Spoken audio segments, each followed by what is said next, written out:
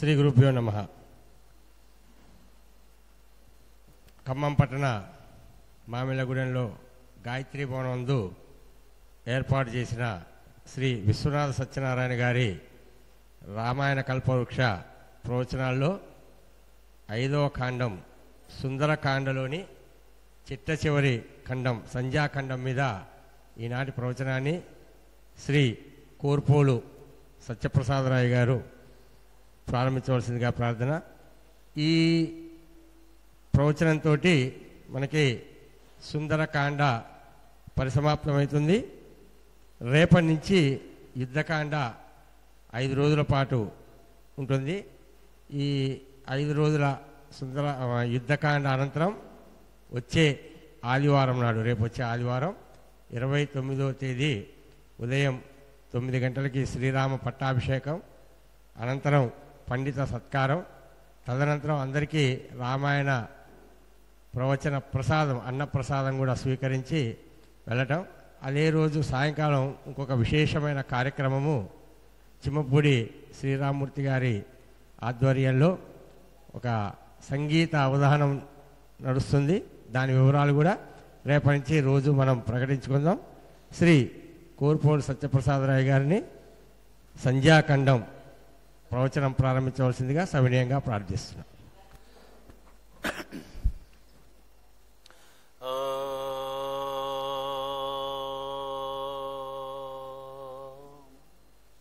స్థాపకాయ చ ధర్మస్య సర్వధర్మస్వరూపిణే అవతారవరిష్ఠాయ రామకృష్ణాయ తే నమః. యథాగ్నేర్దాహికా శక్తిః రామకృష్ణే స్థితా హియా సర్వవిద్యాస్వరూపాం తాం శారదాం ప్రణమామ్యహం. నమః శ్రీయతిరాజాయ వివేకానందసూరయే సచ్చిత్సుఖస్వరూపాయ స్వామినే తపహారిణే. ఆబద్ధాంజలి సంపుటం వినయినం సౌఖ్యాసనే సంస్థితం మేలస్నిగ్ధ విలోచనం స్మితలసద్వక్త్రౌ సమాధౌ రతం సమ్యక్ కుంభితమారుతం స్థిరవపుర్యోగీంద్ర విస్మాపనం వందే పావన దక్షిణేశ్వరగతం తేజో జగన్మంగళం. శ్రీరాఘవం దశరథాత్మజమప్రమేయం సీతాపతిం రఘుకులాన్వయరత్నదీపం ఆజానుబాహుమరవిందదళాయతాక్షం రామం నిశాచర వినాశకరం నమామి. ఆంజనేయమతిపాటలాననం కాంచనాద్రికమనీయ విగ్రహం పారిజాత తరుమూలవాసినం భావయామి పవమాననందనం. యత్ర యత్ర రఘునాథ కీర్తనం తత్ర తత్ర కృతమస్తకాంజలిం బాష్పవారి పరిపూర్ణలోచనం మారుతిం నమత రాక్షసాంతకం. భక్తిభావ బంధురుడై రామకార్య దురంధరుడైన హనుమ సీతాదేవి సందర్శనానంతరం లాంగోల జ్వాలలతో లంకానగరాన్ని దహించి సముద్రంలో ఆ యొక్క చిచ్చును చల్లార్చుకుని సంధ్యాఖండంలో ప్రవేశించాడు. ఈనాటి కథాఘట్టం శ్రీరామచంద్రుడికి తొలి సంధ్య, రావణుడికి మలి సంధ్య. రాబోయే కాలఘట్టంలో జరగబోతున్నటువంటి మహా యుద్ధానికి కావాల్సినటువంటి ప్రాతిపదిక అంతా ఈ సంధ్యాఖండంలో సిద్ధమవుతోంది. హనుమ ఆ తోక చిచ్చును చల్లార్చుకొని ఒకంత పశ్చాత్తాప్తుడై అనుకుంటున్నాడు, అయ్యో ఎంత కోపం నాకు వచ్చింది, ఎంత పని చేశాను నేను.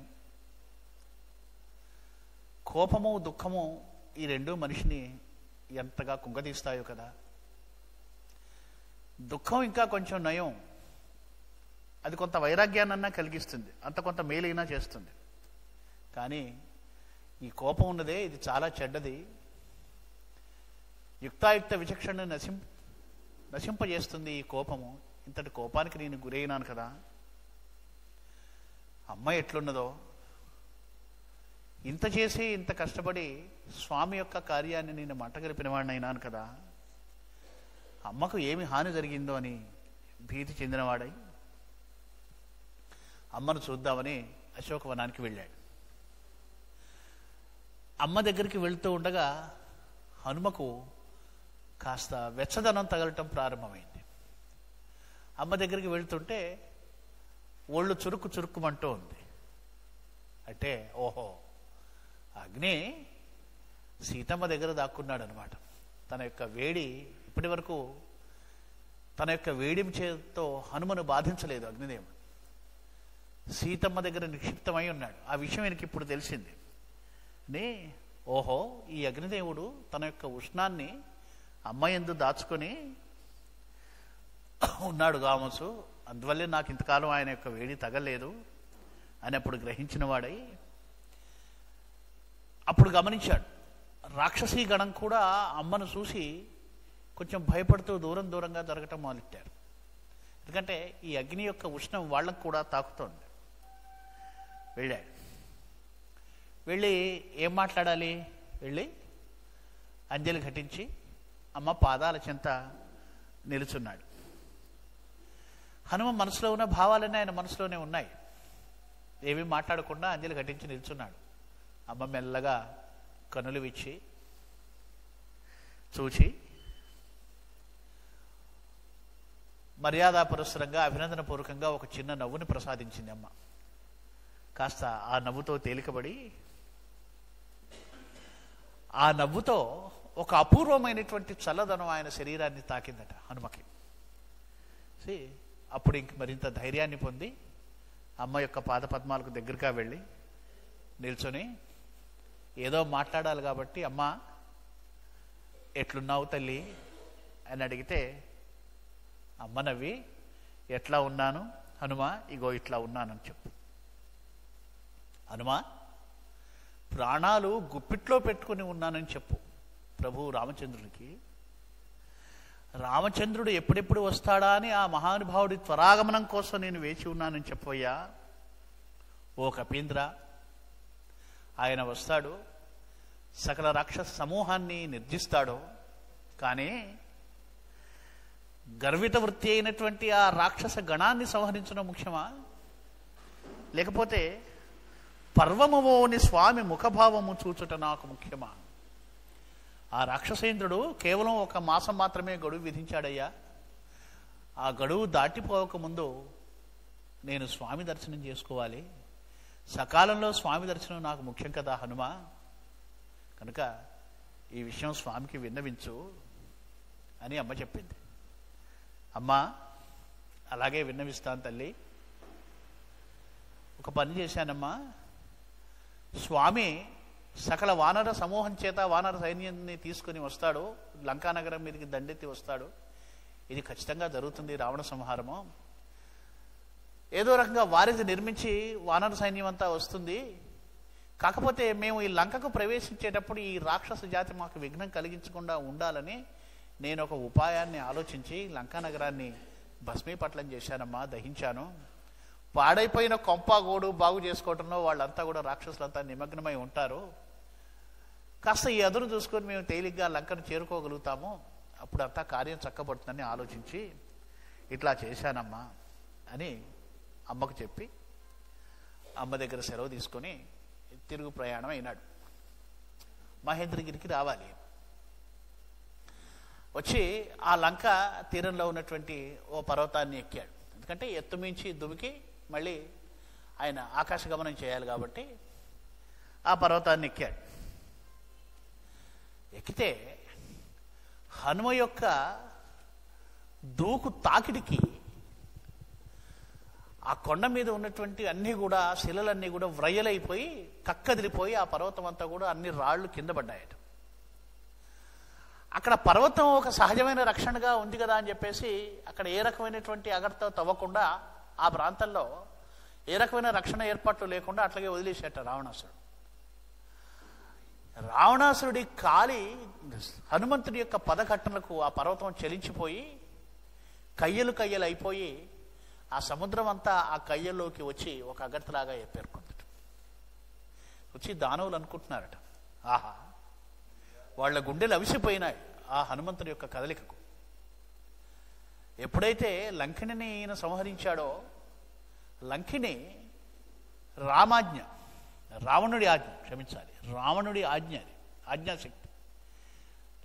లంకిణి ఎప్పుడైతే సంహరించబడిందో రావణాసురుడి ఆజ్ఞ పట్ల భయం ఉండదు వీళ్ళకు. వీళ్ళ యొక్క మానసిక ధైర్యం సన్నగిరటం ప్రారంభమైంది రాక్షసీగడానికి. వాళ్ళు అనుకుంటున్నారట, ఆ సముద్రాన్ని చూసి, ఆ వెళుతున్నటువంటి హనుమ యొక్క వేగాన్ని చూసి గుండెలు అవిసిపోయి వాళ్ళ గుండెలే పెద్ద సముద్రాలాగా అయిపోయాయట. విశ్వనాథ వారు అంటాడు, పెద్ద వార్ధులై తోచి రావణాసురుడి బలాన్ని కూడా గుర్తు తెచ్చుకొని, అయినా కూడా వాళ్ళకు ధైర్యం సరిపోలేదు. ఇంతమందిని చంపి ఇల్లు ముట్టించినా కూడా మన ప్రభువు ఏమీ చేయలేకపోయాడు కదా అని జరిగిన సంఘటన గుర్తు తెచ్చుకొని భయపడుతూ ఉన్నారు.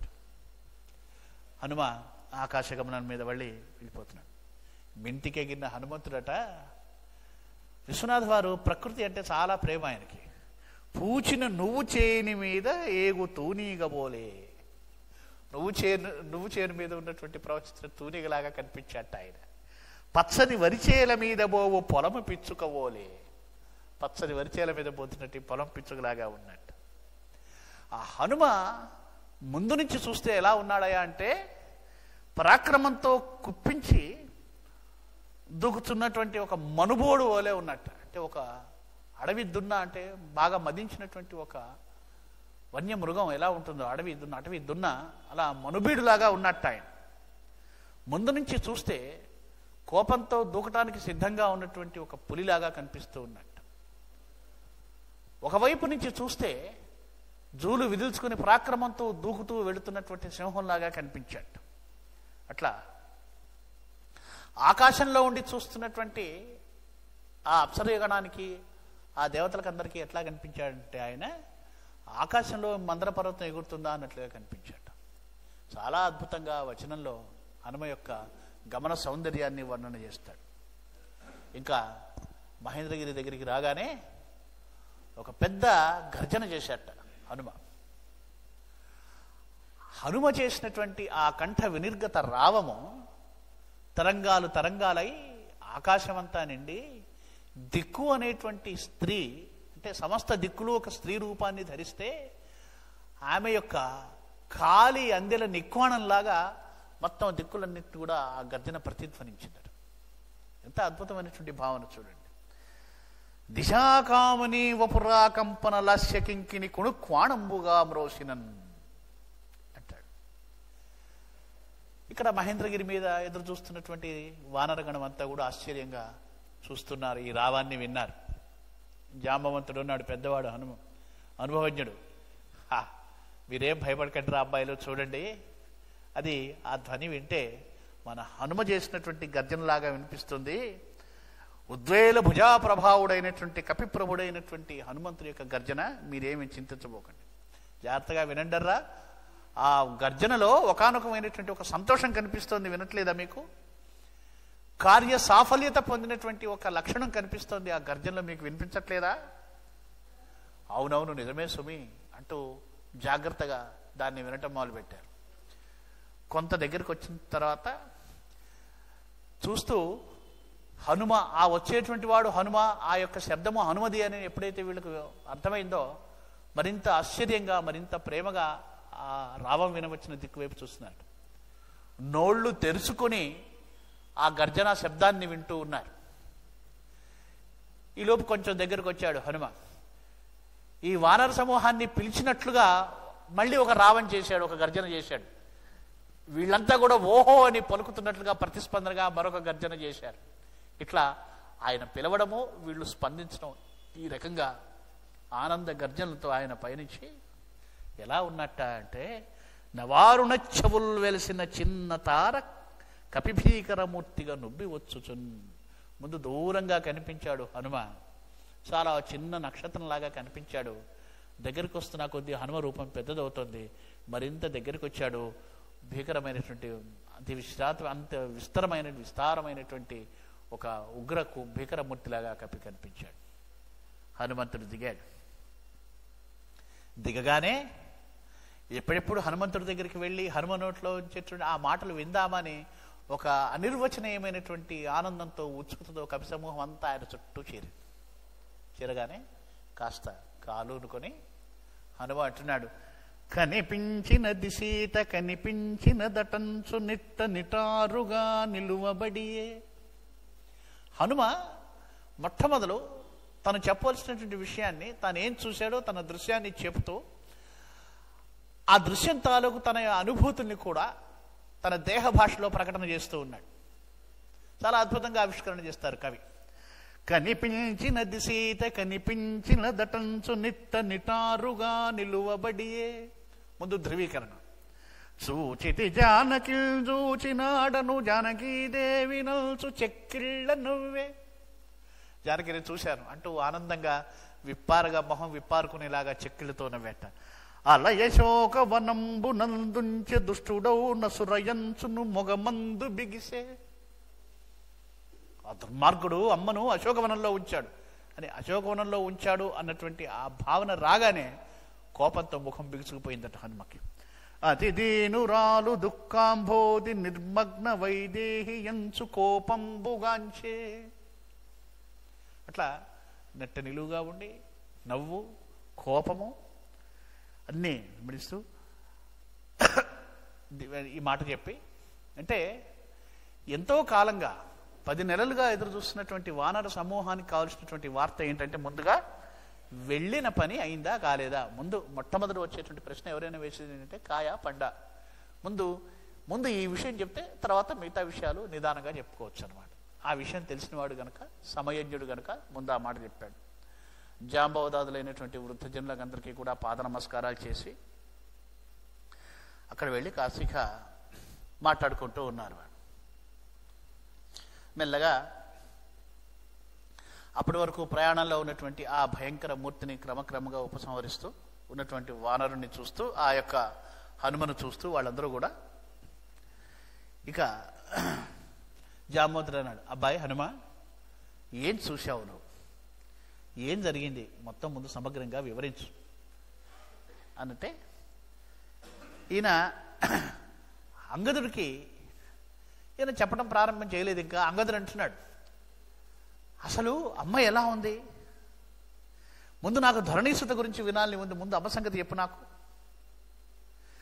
అసలు ఆ రావణాసురుని చూసి అమ్మ భయపడిందా, లెక్క చేయకుండా ఉందా, లేకపోతే ఆ భోగాన్ని వర్జించిందా, రాక్షసులందరూ అమ్మను భయపెడుతున్నారు కదా, అసలు ఎట్లా తట్టుకొని నిలబడిందా అమ్మ అంటూ ఆసక్తిగా ఒకదాని వెంట ఒకటి అమ్మను గురించి ప్రశ్నలు వేస్తూ ఉన్నారు అని హనుమ తన యొక్క వృత్తాంతాన్ని చెప్పడం ప్రారంభించాడు. నే నమస్కరింతు నీరజాతాప్తుని సకల వివిధ శబ్ద శాస్త్ర గురుని, నే నమస్కరింతు నీరజక్షణ నీరజాక్షి గూఢ యోగ శాస్త్ర గురువు. సీతమ్మను చూడక ముందు ఆయన గురువుగా సూర్యుడికి నమస్కారం చేశాడు హనుమ. ఇప్పుడు సీతను చూసి వచ్చిన తర్వాత మొదటిసారిగా గురు నమస్కారంలో సూర్యుడికి నమస్కారం చేసి, నిగూఢమైనటువంటి యోగ శాస్త్రానికి గురువు సీతామాత కనుక సూర్యుడితో పాటు సీతామాత కూడా నమస్కారం చేస్తున్నాను అని సీతమ్మ యొక్క పారమ్యాన్ని అక్కడ ప్రతిష్ఠ చేసి చెప్పడం ప్రారంభించాడు.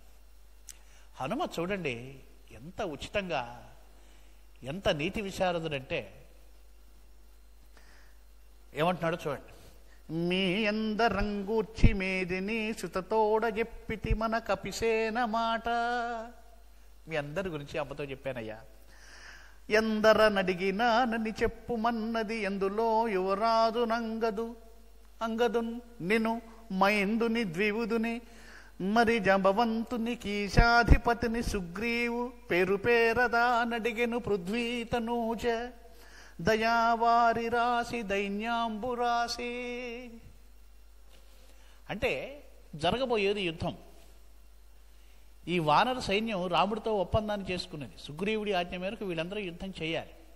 మహాపరాక్రమవంతులైనటువంటి వీళ్ళందరూ త్రికరణ శుద్ధిగా హృదయపూర్వకంగా తమ పరాక్రమాలన్నింటినీ వెచ్చించి ప్రాణాలకు వడ్డీ యుద్ధం చేయవలసిన వాళ్ళు వీళ్ళంతా. కేవలము రాజాజ్ఞ కనుక మేము యుద్ధం చేస్తున్నామని అనుకుంటే సరిపోదు. తమను తాము చేయబోతున్నటువంటి కార్యానికి తమను తాము అర్పణ చేసుకునేటువంటి మానసిక స్థితి వీళ్ళకి కలగాలి. కనుక అన్నాడు, అందరి గురించి చెప్పానయ్యా సీతకు, మన యొక్క వృత్తాంతం అంతా చెప్పాను, మన వానర సైన్యం గురించి మొత్తం చెప్పాను. చెప్తే అందరినీ అడిగానని చెప్పమన్నదయ్యా సీతమ్మ, ఆ చల్లని తల్లి. అట్లాగే యువరాజు అయినటువంటి అంగదుడి గురించి కూడా నేను ప్రత్యేకంగా చెప్పాను. మహావీరుడైనటువంటి మైందుడు, ద్వివిధుడు అనేటువంటి వీళ్ళు ఉన్నారే, వీళ్ళ గురించి కూడా నేను చెప్పాను. చెప్పి మనలో అందరికంటే పెద్దవాడైనటువంటి తాత జాంబవంతుడి గురించి కూడా నేను చెప్పాను. మన వానర సేనాధిపతి అయినటువంటి సుగ్రీవుని గురించి కూడా నేను చెప్పాను. ఆ అమ్మ దయావారి రాసి దయా విభవకారిని మనందరినీ కూడా పేరు పేరున పలకరించిందయ్యా. అంటే సీత తల్లి, లోకమాత, ఆయమ్మ ప్రేమ స్వరూపిణి. హనుమంతుడు ఒక్కడే ఆ ప్రేమను ఆస్వాదిస్తే సరిపోదు. అమ్మ యొక్క ప్రేమామృతాన్ని తనతోటి వానరుల వీరులకు కూడా పంచాలి. ఇది హనుమ హృదయం.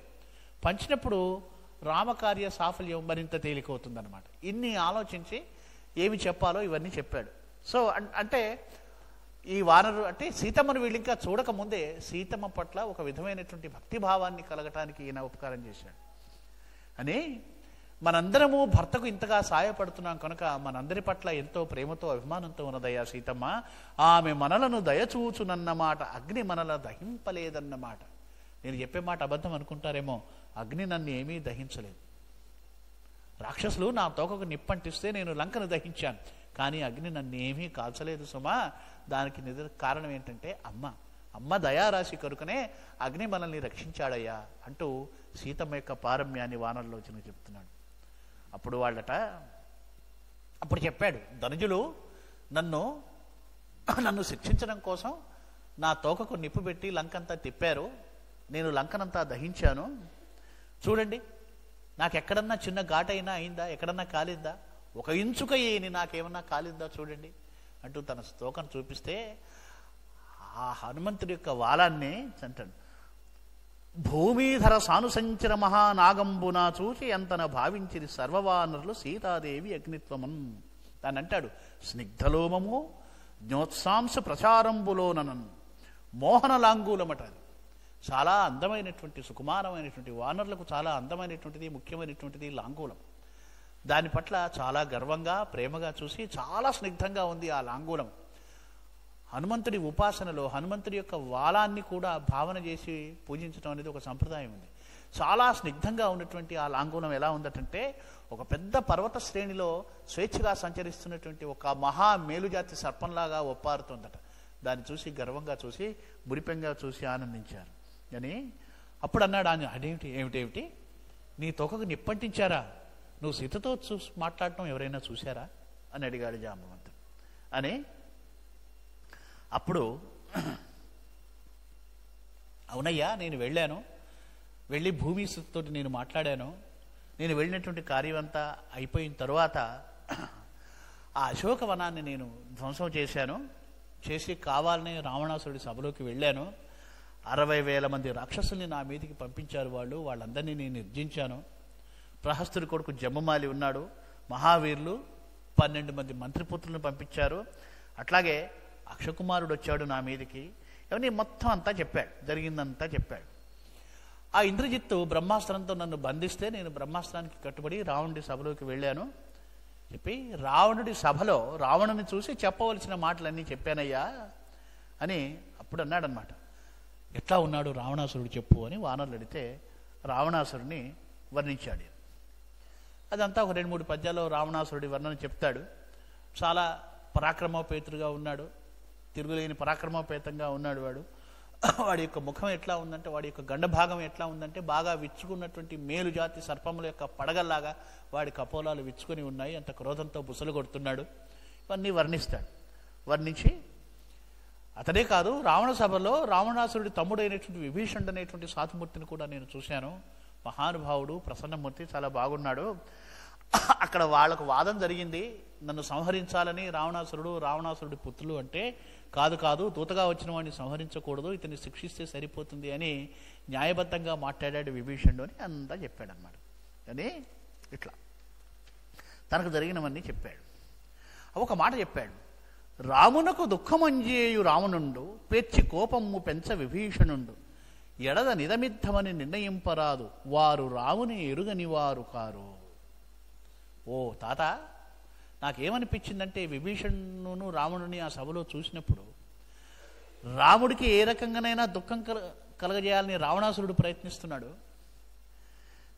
రావణాసురుడికి ఏ రకంగానైనా కోపం పెంచాలని విభీషణుడు ప్రయత్నిస్తున్నాడు. చూడబోతే వీళ్ళిద్దరికీ ఇంతకు పూర్వమే రాముడి గురించి తెలుసునేటువంటి విషయం నాకు అర్థమైందయ్యా అని చెప్పాడనమాట. ఈ అంగదుడికి ఉత్సాహం ఆగట్లేదు. హనుమా, ఆ రావణాసురుడి గొడవ, వాడి కొడుకులు కూడా ఎందులే కానీ ముందు సీతమ్మ సంగతి చెప్పు నాకు. ముందు రామచంద్రు పూబోడిని గుర్చి పలుకుమయ్య నాకు వాయుతనయ అని నువ్వు అన్నావే. నీవు తోకకు నిప్పంటించిన, లంకనంతా దహించిన, అగ్ని నిన్నేమి చేయలేదని నువ్వు చెప్పావే. ఆ మాట విన్నప్పటి నుంచి నాలో ఇంకా ఉత్సాహం పెరుగుతోంది. ఆ యమ గురించి వినాలని ఉంది, చెప్పు. సీతాదేవి మహత్వాన్ని వినాలి, నా చేతము విళ్ళు ఊరుతోందయ్యా అంటున్నాడు. హనుమా, నువ్వేమైనా అనుకోగాని నా మనసు ఎలా ఉందో చెప్పనా? ఎప్పుడెప్పుడు ఆ నీలవేఘశ్యాముడైనటువంటి ఆ రామచంద్రమూర్తిని దర్శిస్తానా అని ఉంది. ఆ స్వామి అర్ధాంగి అయినటువంటి సీతామహాసాధువుని ఎప్పుడెప్పుడు చూసి నా జన్మని చరితార్థం చేసుకుందామని ఊళ్ళు ఉడుతున్నానయ్యా హనుమా. నువ్వు ఒక్కసారి ఆ మాట చెప్పగానే ఎందుకో అమితమైనటువంటి ఆసక్తి, భక్తి ఆ యమ యందు నాకు అంకురిస్తూ ఉన్నాయి. అగ్నిని తన మేనుందు వహించినటువంటి జానకీదేవి ఎంతటి గొప్పదో కదా, ఆ యమ ఎంతటి మహిమాన్వితయో కదా. ఆ యమను చూడాలని ఉంది. ఎప్పుడెప్పుడు వెళ్ళి భక్తితో, ప్రేమతో ఆ యమ పాదపద్మాలకు నమస్కారం చేసి ఆ అమ్మ పద సన్నిధిలో నిల్చుండాలని నా మనసు విళ్ళూరుతుంది. హనుమ, అమ్మ గురించి చెప్పవు అన్నాడు. అని ఇట్లా చాలా భక్తియుతుడిగా అయినటువంటి మహాభక్తుడిగా అంగదుడిని చిత్రీకరిస్తాడు ఈ ఘట్టంలో. హనుమ కూడా చాలా ఆనందించాడు అంగదుడి భక్తికి. ధరించి ఇంకో మాట కూడా అన్నాడు, నువ్వు మా అందరికీ కథానాయకుడు లాంటి వాడివి, నువ్వు మహానుభావుడివి, నువ్వంటే మాకు చాలా గురి గౌరవం. నువ్వే గురువుగా పేర్కొన్నావే అమ్మ గురించి, ఎంతటి దయ్యి ఉంటుంది ఆ యమ్మ, కనుక ఆ యమ్మ గురించి చెప్పు అన్నాడు. హనుమ కాసేపు ఒక ఇంచుగా సీతమ్మను మనసులో స్మరించుకొని అంటున్నాడు, కన్నుల కల్గినంధరణి కన్యక గంచవలెన్. అంగదా, కనులున్నందుకు ఫలితం అమ్మను చూడడమే. నమస్కృతిన్ మన్నన చేయనంచిన నుక్ష్మాసుతకం బొనరింపగావలెను. నమస్కారం చేయటం జరిగితే అమ్మకు చేయాలి అంగదా. విన్న ధరా కుమారి కన్వేణుల పండువుగా వినన్వలెన్. మల్లను రాము భార్య పదమంజుల సన్నిధినే మనన్వలెన్. ఇదయ్యా, చూస్తే అమ్మను చూడాలి.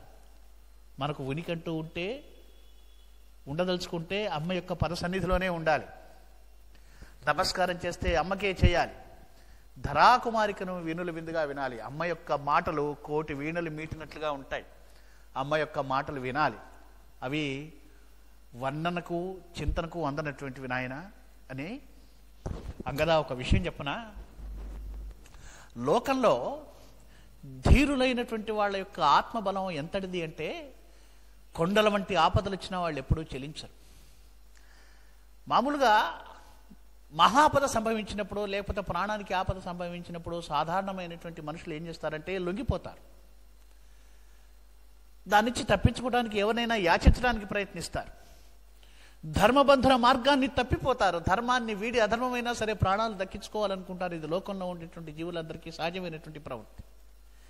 వెంటనే గుండె జారిపోతుంది, నైత్యానికి లొంగిపోతారు. కానీ ధీరులైనటువంటి వాళ్ళు, మహాత్ములైనటువంటి వాళ్ళు అట్లా ఎప్పటికీ చేయరయ్యా అని ఒక మాట అంటున్నారు. ఓగి కనకంబునత్వ నికషోపలమాపద దాని మీద గీయగ నవ్వుపించునన్నియును. బంగారం సరి ఏందో కాదో తెలుసుకోవడానికి ఎట్లా అయితే గీట్రాయి మీద గీచి చూస్తారో, ఆపద అనేటువంటిది ఒక గీట్రాయి. ఆత్మబలం అనేటువంటి మన బంగారానికి, మన యొక్క ఆత్మశక్తికి గీట్రాయి ఏది అంటే ఆపద. అప్పుడు ఆపద వచ్చినప్పుడు మన యొక్క ఆత్మశక్తి ఎట్లాంటిదో తెలుస్తుంది. ధరణి కుమారికను చూస్తే ఆమె యొక్క ఆత్మశక్తి ఎంతటిదో మనకు అర్థమవుతుంది. ఎందుకంటే ఆయమ్మకు వచ్చినటువంటి ఆపద ప్రపంచంలో ఎవరికీ రాలేదు, రాదు, రాకూడదు కూడా. ఆయమ్మ తట్టుకొని నిలబడింది. ఇంకోటి ఏముంటుంది తెలిసిన, ఆయమ ఆత్మలక్షణమునందలి సూక్ష్మత నేర్వనెన్నిసార్లో యతనంబునర్చితిన. ఈ అమ్మ యొక్క ఆత్మశక్తి ఎంతటి సూక్ష్మమైనది, ఈ అమ్మ యొక్క ధర్మనిరతి ఎంత విశుద్ధమైనది అని ఎంతో సూక్ష్మంగా పరిశీలించడానికి ప్రయత్నించాను. కానీ నా బుద్ధికి అందలేదు అమ్మ యొక్క ఆత్మశక్తి. విచిత్రం ఏంటంటే ఆ పద్మాయత నేత్ర, ఆ దయావారాసి, ఆ కారుణ్య కల్లోలిని ఉందే అమ్మ, తనని ఇన్ని బాధలు పెట్టి చాలా దుర్మార్గానికి గురి చేసినటువంటి, ఇంత దౌష్ట్యానికి గురి చేసినటువంటి ఆ రావణాసురుడి ఎందుకు కూడా అమ్మ జాలినే పూనుతోందయ్యా. ఏం చెప్పమంటావు అమ్మ వైభవం గురించి? జాలిని బొందు, దైత్యపతి ఎందునం జాలిని బొందు. నాకు అన్నిటికంటే చాలా చిత్రంగా అనిపిస్తుంది ఈ గుణం. ఇది అంటే ప్రకృతిలో ఉన్నటువంటి సమస్త జీవరాశిని తన సంతానంగా భావించగలిగేటువంటి అవతార స్వరూపం ఏదైతే ఉందో వాళ్లకు మాత్రమే సాధ్యమైనటువంటి దైవీ ప్రేమ అన్నమాట లక్షణం. ఇది సీతమ్మ లక్షణం. సీత గురించి చెప్పమంటున్నావా? విరహిణి అన్నచో విరహిణి కాదన్న కాదు రాఘవ మన కమల లక్ష్మి. పైకి విరహిణిగా కనిపిస్తోంది. ఎంత లక్ష్మి, ఎంత వైభవం ఆమెది. భయభీత ఎన్నచో భయభీత కాదన్న కాదు దైత్యేశ్వరు కాళరాత్రి. చూసేవాళ్ళకు భయపడ్డట్టుగా కనిపిస్తుంది ఆయమ, కానీ రాక్షసుడికి కాళరాత్రి అయిపోయింది ఆయమ. దీనురాలన్నచో దీనురాల్ కాదన్నగాదు దైత్యాంగనగ్ర నిగృహీత. అపగత ధైర్యనానపగత ధైర్య కాదన్న కాదు సురారి దత్త సమయ. ఆమె ఆపదకు లోనైనటువంటి స్త్రీలాగా కనిపిస్తుంది, కానీ ధైర్యం కోల్పోయినటువంటి మనిషి కాదు. వాడికి రాక్షసుడికి గడువునిచ్చినటువంటి తల్లి ఆమె. ఆ రాక్షసుడి చేత గడువు వసంగబడినటువంటి తల్లి ఆమె. రెండర్థాలు ఉన్నాయి. సురారి దత్త సమయ అంటే సీతమ్మ ఏంటి, ఆగరా, ఇంకా ఎంతకాలం ఎగురుతావో ఎగురు, నా రాముడు వచ్చేంత వరకే కదా నీ పొగరు, నీ దౌష్యం అంతా కూడా అని అమ్మ ఓపిక వహించింది. అంటే వాడికి కొంత సమయాన్ని ఇచ్చింది. వాడు అమ్మకు సమయం ఇచ్చాడు, నేను బతుకుంటానికి ఒక 4 రోజులు మాత్రమే గడువు ఉన్నది జానకి అని. ఈ రెండింటిని దృష్టిలో పెట్టుకొని అన్నాను అని అమ్మ చెప్పింది కదా, ఇంకో 4 రోజులు మాత్రమే గడువు ఉన్నది, 4 రోజుల్లో వెళ్ళకపోతే యోగ మార్గంలో ప్రాణాలు వదిలేస్తానని కూడా చెప్పింది. మనం గనక 4 రోజుల లోపల స్వామిని అక్కడికి తీసుకుని వెళ్ళకపోతే ఆ రాక్షసులు అన్నంత పని చేస్తారు, అమ్మను పోపు పెట్టుకొని తినేటట్టు తింటారు. ఇదే మాట అన్నాడు ఆయన. తాలింపులు పెట్టి తిందరు నిలింప విరోధులు. ఆ రాక్షసులు వాళ్ళు అమ్మను ఏమైనా చేస్తారు అని చెప్పి చేసినారు అని ఒక మాట చెప్పాడు. వాడు కూడా అంత దుర్మార్గంగా ఉన్నాడు, ఉసగొడుతున్నటువంటి పాములా ఉన్నాడు. నేను చెట్టు మీద కూర్చొని వాడిని చూశాను. అమ్మ ఉన్నదంటే ఉన్నదంతే. కన్నులలో ప్రాణాలు పెట్టుకొని రాముడు వచ్చేటువంటి దారి వైపే చూస్తూ కూర్చున్నది. కనుక అంగద అమ్మకు నిద్ర ఎరుగదు, అన్నము తిని ఎరుగదు. ఇంత ప్రాణాధారం బన్న రసాకృతి రాముల సన్నామాక్షర సుధారస వృషత్కంబుల్. నిరంతర రామనామాన్ని స్మరిస్తూ రామనామమే ఆహారంగా, రామనామమే నిద్రగా, రామనామమే ప్రాణంగా ఆ తను నిలబెట్టుకున్నదయ్యా సీతమ్మ. ఇంతకు మించి ఆయమ్మ దగ్గర ఏమీ లేదు అని చెప్తుంటే అంగదుడి మొహంలో ఆయమ్మ ఆ వైభవాన్ని విన్నా కొద్దీ వాడి మొహంలో ఆనందం గోచరించి అంటాడు, చేల నడిమి పెద్ద గట్టు మీద బెండలు పూచినట్లు పాలపుంత కనువింత కూర్ప అంగదుండి ఇట్లనే. ఇంతలోకే సాయంకాలం అయింది, కొంత సమయం గడిచిపోయింది. ఆ మెట్టచేల గట్ల మీద బెండలు కందులు ఇవి వేస్తారు రైతులు. ఆ బెండ పూలు చాలా అందంగా ఉంటాయి అన్నమాట. బెండ పూలు ఇచ్చినట్లుగా పాలపుంత కనిపించిందట. అంటే సమయం అయిపోయింది అని అంగదుడు అన్నాడు. ఇక ఆగబట్టుకోలేక, హనుమా నువ్వు పోగలవు, రాగలవు, నేనైతే ఖచ్చితంగా అక్కడి వరకు రాగలుగుతా, దూకి సముద్రాన్ని లంఘించగలుగుతా, తిరిగి రావటం ఏమో కానీ ఇంత శక్తి అయితే మన ఇద్దరికి ఉన్నది. మిగతా విషయాలన్నీ పక్కన పెట్టు, ముందు మన ఇద్దరం పోదాం పద. మన వెనక ఈ వానర సైన్యం అంతా ఎట్లాగో సముద్రంలో ఈదుకొని వస్తారు, కానీ రాముడు దాకా ఎందుకు, ముందు పోయి నువ్వు ఎట్లాగో లంక తగలబెట్టా అన్నావు కదా, వాడి సంగతి ఏదో చూసి ఆ అమ్మని ఇద్దరం కలిసి భుజాల మీద ఎక్కించుకొని తీసుకొద్దాం పద అన్నాడు. ముందు ఏదో ఒకటి ప్లాన్ చేయి, ముందు వెళ్ళిపోదాం మనం, ఎట్లు పోదాము తల్లి చూడవలే, ముందే నేను పుత్రున్నాను అని. అప్పుడు హనుమంతుడు కొంచెం చిన్నబుచ్చుకొని, హనుమంతుడు కంపిత తనువంతుడు అంటాడు. విశ్వనాథ వారి మీద పోతన గారి ప్రభావం చాలా అద్భుతంగా ఉంది. ఎంత అందమైనటువంటి శబ్దాలంకారాన్ని వాడతాడు. హనుమంతుడు కంపిత తనుమంతుండై, నాయన అంగద అది నీవనుకున్నంత సులువు కాదురా నాయన, ఇదంతా నేను ముందే ఆలోచించాను. మనం దూతలం మాత్రమే, మన పని సమీక్ష చేయడం వరకే. అయ్యా, ప్రతివాడికి కూడా కొన్ని పరిమితులు ఉంటాయి. మనకు ప్రభువులు అప్పచెప్పిన పని మాత్రమే మనం చేయాలి తప్ప అంతకు మించి చేయకూడదు. ఎందుకంటే నేను కూడా ఆ ప్రయత్నం చేశాను కదా. అమ్మ నీకు మనం వానరులము, మానవేశ్వరుల తన్వులు సూర్యునైనా చూడరు. మానవ లోకంలో మానవ జాతి వాళ్ళ ఆచారాలు వేరుగా ఉంటాయి. అందులో ఉత్తమ వంశ సంజాతులైనటువంటి క్షత్రియ స్త్రీల ఆచార వ్యవహారాలు వేరుగా ఉంటాయి. అసూర్యం పశ్యలు వాళ్ళు పరపురుషుణ్ణి తాకరు, పుత్రభావం అయినా సరే. కనుక ఆమె ఏమన్నదో తెలుసా, మన ఊహపదం వేరు, మన ఆచారం వేరు. కనుక అమ్మ రానన్నది, రాముడే స్వయంగా రావాలి అని రాముడు వచ్చి ఆ రావణాసురుని నిర్జించి అమ్మను గౌరవంగా తీసుకురావాలన్నది అని ఇట్లా చెప్పాడు. చెప్తే హనుమ చెప్పినటువంటి సమాధానం అంగదుడికి ఏమీ అర్థం కాలేదు. సరే ఇదంతా మనతో అయ్యే పని కాదని ఊరుకున్నాడు. జాంబవంతుడికి మాత్రం అర్థమైంది. ఇట్లా ఆ కపి వీళ్ళందరికీ కూడా ఇక వీళ్ళంతా అడుగుతున్నారు అని ఈ మైందుడు దుదుడు అనేటువంటి వాళ్ళు వీళ్ళు ముందుకొచ్చారు. వీళ్ళు హనుమ సరే ఇవన్నీ ఈ పెద్ద పెద్ద విషయాలు మాకెందుకు కానీ అసలు, ఎందుకంటే ఒక్కొక్క మనిషికి ఒక్కొక్క దాని మీద అభిరుచి ఉంటుంది. అసలు నువ్వు సముద్రయానం ఎట్లా చేసావు చెప్పు, ఇవన్నీ చెప్పాడు. అడిగితే హనుమ తను లంకకు వెళ్ళేటప్పుడు సముద్ర మధ్యంలో జరిగినటువంటి ఉదంతాలన్నీ చెప్పాడు. ఎందుకు చెప్పాడు మళ్ళీ అంటే, హనుమ యొక్క వినయశీలాన్ని ప్రకటించడం కోసం కవి మళ్ళీ ఇవన్నీ చెప్పిస్తాడనమాట. నేను వెళుతూ ఉన్నానుగా మైనాకుడు అనేటువంటి ఒక పర్వతం వచ్చిందయ్యా, నాకు బంధువు, మా తండ్రి గారి మీద ఉన్నటువంటి అభిమానంతో నాకు మేలు చేయడానికి వచ్చాడు. నేను కార్యవ్యగ్రున్నయి, ఆ విషయం తెలియక ఆయన్ని కోపగించుకున్నాను. సజ్జనుడైనటువంటి వాడు, ప్రభుభక్తి పరాయణుడైనటువంటి వాడు, ఎక్కడా మనసులో మాలిన్యం లేనటువంటి వాడు తన యొక్క తప్పుల్ని తన వాళ్ళకి చెప్పుకుంటాడనమాట. హనుమంతుడు చెప్తున్నాడు అనమాట అంగదుడితో, ఇట్లా చేశాను, అయినా పాపం ఆయన నొచ్చుకోలేదు.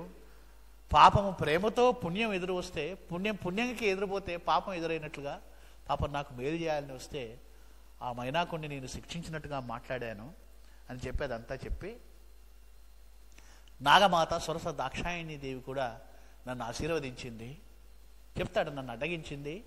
నేను వెళ్ళి విస్తారమైనటువంటి ఆమె యొక్క నోటిలోకి చాలా సూక్ష్మ ఆకారంతో నేను ప్రవేశించి బయటకు వచ్చి అన్నట్ట, ఏమన్నట్ట, తల్లి ఇంత అల్ప శరీరుడు నీ క్షిత్తునేమి ఏర్పగలడమ్మా. ఇంత వెళ్ళి అల్ప శరీరంతో బయటకు వచ్చి ఆ ముందు నిలబడి దాక్షాయని తల్లి, భాష చూడండి హనుమ భాష, తల్లి ఇంత అల్ప శరీరం కలిగినటువంటి వాడు నీ ఆకలి నేను తీరుస్తాడమ్మా అన్నారు. అంటే ఆ తల్లి నవ్వుతూ నిన్నెవ్వరేమి చేయగలరు పోరా కోతి సన్యాసి అని నన్ను ఆశీర్వదించింది. హనుమ ఈ భాషనే ఉపయోగించి చెప్పాడనమాట. అన్నదయ్య అంటే ప్రేమస్వరూపుడు హనుమ. అంటే దుష్ట పాత్రల్ని కూడా దుష్టంగా చూపించడు. అంటే రామాయణంలో గొప్ప విశేషం ఏంటంటే, రాక్షసులు వానరులు మానవులు అందరు రకరకాలైన స్థాయిలో ఉన్నటువంటి వాళ్ళ మధ్య ఒకానొకమైనటువంటి ఆత్మీయత రేఖ కనిపించేటట్లు తీర్చిదిద్దారు ఆ సంబంధాన్ని. అది చాలా గొప్పనైనటువంటి విషయం అనమాట. కోతి సన్యాసి నేను ఎవరేం చేస్తారులే పోరా అన్నది అని చాలా మురిపంగా ఆ మాటను నేను స్మరించుకుంటూ వాళ్ళతో చెప్తున్నానట. అని సరే వెళ్ళానయ్యా, లంకిని కూడా చేశాను, లంకిని కూడా నేను సంహరించాను అని ఒక మాట చెప్తున్నాడు. పోయిన దానవి వెంట లంకలో దానవరాజు ఆజ్ఞ చెడే. ఆమె లంకిని అనుకున్నాను నేను, లంకిని మాత్రమే కాదు, దానవరాజు యొక్క ఆజ్ఞ అది. ఎప్పుడైతే అది చచ్చిపోయిందో దానవరాజు ఆజ్ఞ యొక్క శక్తి కూడా గతించిపోయింది.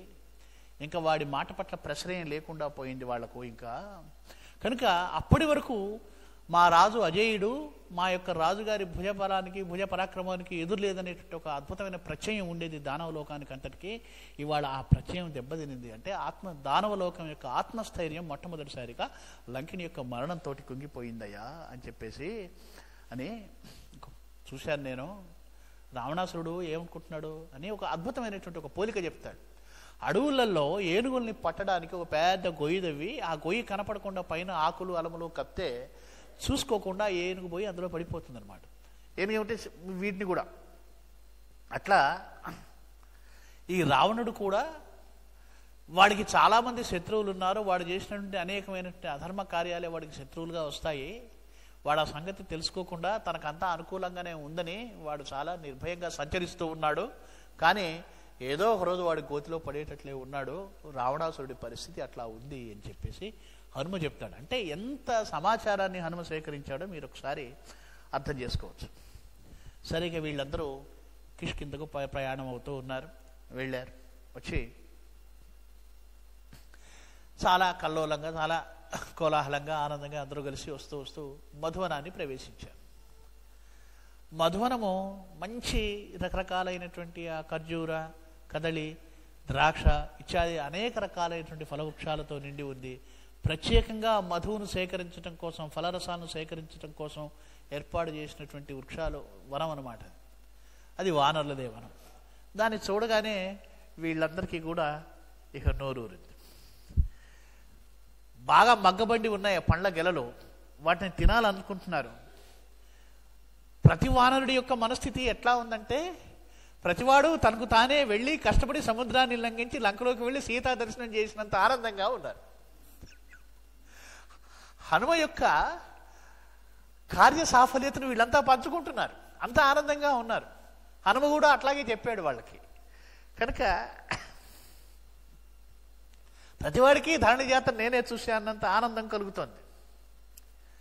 వాళ్ళ పరిస్థితి చాలా చిత్రంగా ఉందన్నమాట. ఎట్లా ఉందట, వెళ్ళి శ్రీరామచంద్రుడి ముఖాన్ని దర్శించాలనేటువంటి అభిలాష ఉంది. ఎప్పుడెప్పుడు వెళ్ళి ఈ వార్త రాముల వారి చెవును వేసి ఆయన మొహంలో వెలిగేటువంటి ఆనందాన్ని చూద్దామా అని వీళ్ళంతా ఉత్సుకుతూ ఉన్నారు. రామచంద్రుడి ముఖ దర్శన లాలస ఉంది. దానికంటే ముందు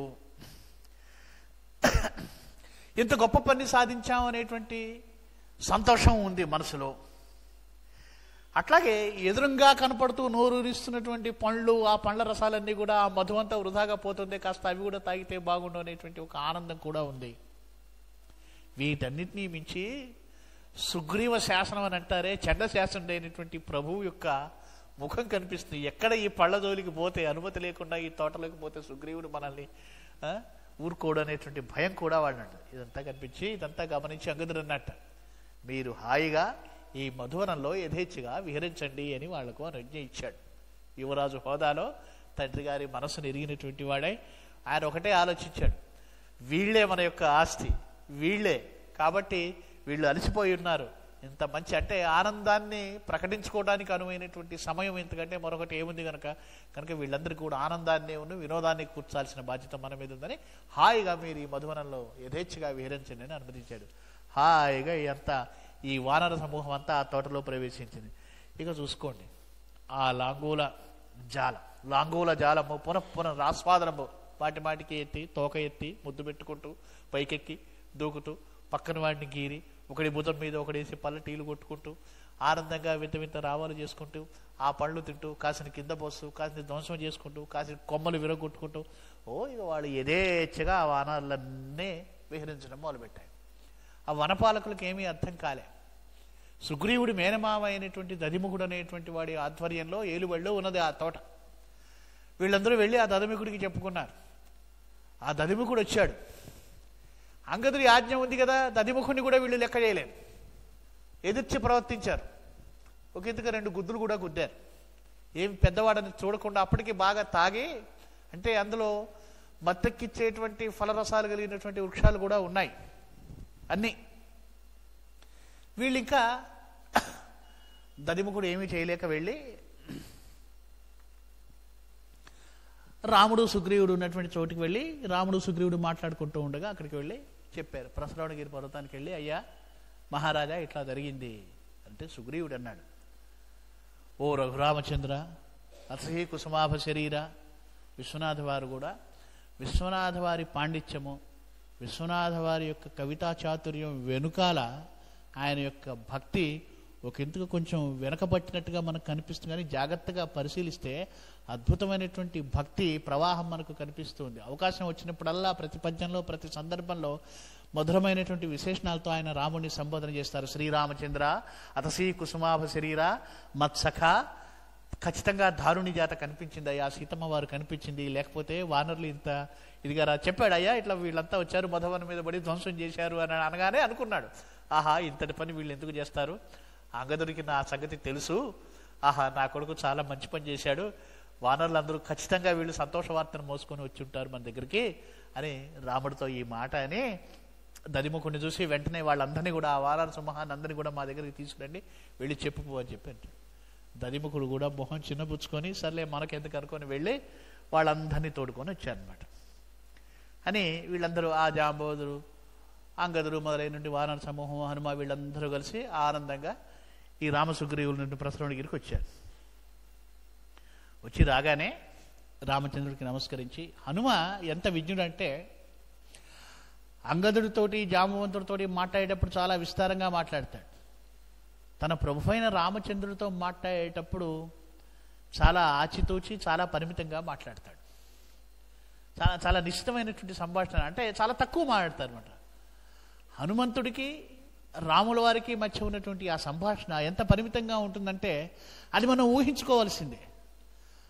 ఆయన కళ్ళల్లో ఈయనకేవో భావాలు గోచరిస్తాయి, ఈయన కళ్ళల్లో ఆయనకేవో కొన్ని భావాలు గోచరిస్తాయి.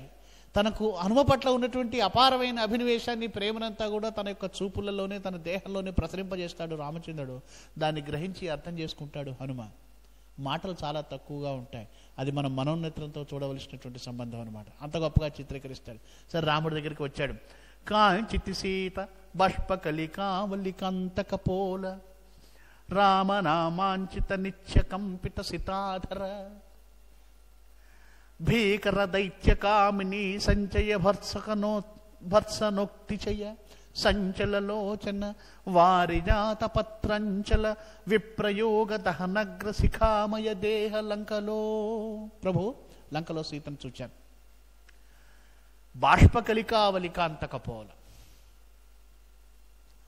బాష్పకలికావలి ఆమె ఒకటే సమాసం అంతే. రామనామాంచిత నిత్యకంపిత సితాధర, నిత్యం రామనామని ఆహారంగా బతుకుతుంది ఆమె. రామనామ స్మరణ వల్ల కంపిస్తున్నటువంటి పెదవులు కలిగినటువంటిది ఆయమ్మ. భీకర దైత్య కామిని సంచయ భర్సునోక్తి చేయ, నిత్యం బెదిరించేటువంటి మాటలు చెప్తున్నటువంటి ఆ భీకరమైనటువంటి రాక్షసీగణం మధ్యలో ఉన్నది అమ్మ. సంచలలోచన, భీతితో ఆమె కళ్ళు సంచలిస్తూ ఉన్నాయి. వారిజాత పత్రంచల విప్రయోగ దహనగ్ర శిఖామయ దేహ, ఆమె శరీరం అంతా కూడా విరహం అనేటువంటి అగ్నిలో మలవల మాడుతున్నటువంటిదయ్యా చెప్పాడు. అంటే ప్రతి సమాసం కూడా ఆచితూచి వేసినటువంటి సమాసాలు అన్నమాట. మరియు ఒక మాసం గడువిచ్చాడు ఆ భీకర రాక్షసుడు. కనుక ఈ గడువు లోపల నీ ముఖదర్శనం కనుక కాకపోతే ఆమె రావణాసురుడి నోటికి బలిలాగా ఉంది రామా అని చెప్పాడు. ఎప్పుడైతే కాంచితి సీత అన్నాడో హనుమ, ఒక క్షణం రాముడు నిర్వృతి పొందాడు. అంటే ఒక్కసారిగా నిశ్చేష్టుడైపోయాడు. ఒకానొక ఆనంద పారవస్యానికి, ఒక సమాధి స్థితి లాంటి దానికి లోనైనాడు ఆయన. ఆనంద సమాధిలో నిమగ్నమైపోయినాడు ఆయన. ఆ తరువాతి మాటలు ఈయనకేమీ వినిపించలేదు. ఓహో, రాముడు కాంచిత సీత అన్న మాటల వరకే విన్నాడు, మిగతా మాటలు వినపడలేదు అని చెప్పి అని అట్లే నిలుచుండి మళ్ళీ రాముడు ఎప్పుడు మిగతా మాటలు చెప్పాలని ఆలోచిస్తూ రాముడు వెంటనే ఉన్నాడు. ఈలోపు రాముడు తను కొంచెం ఒంటరిగా దూరంగా ఆ కొండ మీద దూరానికి గిరి శిఖరానికి వెళ్తూ ఉన్నాడు. వెళ్ళి ఏదో ఆలోచనామగ్నుడైనట్టుగా కూర్చున్నాడు రాముడు. ప్రభు దగ్గరికి వెళ్ళాలా వద్దా, ప్రభు ఈ లోకంలో ఉన్నారా, ఈ మాటలు వింటున్నారా లేదా అని కొంచెం సందేహం కలిగింది హనుమకి. దగ్గరికి రమ్మని సైగ చేశాడు. అంటాడండి, కనుల త్రావె స్వామి కపిలోక ధుర్జటి నులికి హనుమ కూర్చుండలేదు, స్వామి కరయుగంబు సామీరి కౌగిలించగనుబోయినట్లు సంచలించే. స్వామి యొక్క కరయుగము ఆ హనుమని కౌగిలించుకున్నట్లు ఒక అనుభూతి నాకు కలిగింది. కౌగిలించుకుందామా అన్నట్లుగా ఆయన ఆ కదలికను చూపించాడు స్వామి. రాముడు పైకి అనలేదు అనుకుంటున్నాట. ఇంతటి సముద్రాన్ని ఎట్లు దాటాడో కపిని చూసి ఆ చూపులలో ఎన్ని భావాలో చెప్పాం కదా.